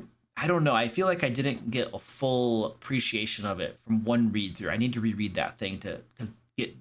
I reread series like multiple times. Like I have, for instance, the Wheel of Time series. I've done that a couple times, and that's an accomplishment. I could barely go through it once. That's an accomplishment. Yeah. So I've gone through that a couple times, and then I have almost all of R.A. Salvatore's Forgotten Realms books from the very beginning. I've read them all. I've read through those like at least a dozen times. My God, a dozen times. I'm up to my. I'm reading. I'm rereading the Dritz book. I love the Dritz books for the second time, and I thought that was a lot. No, man, I love rereading stuff I've already read before because here's why. You know what happens, so there's comfort in that, but you forget all of the details, and so I don't remember anything. So you're experiencing it new in a way. Oh, I don't remember anything. Yeah, so like I don't know. I love rereading books. And so, what about have you read the Belgariad? Belgariad, that sounds super familiar. What is that? Who wrote that? David Eddings. It's like that was like the first mega hit. Have you never read the Belgariad? I don't think I have. No. Oh my God. Is it actually good?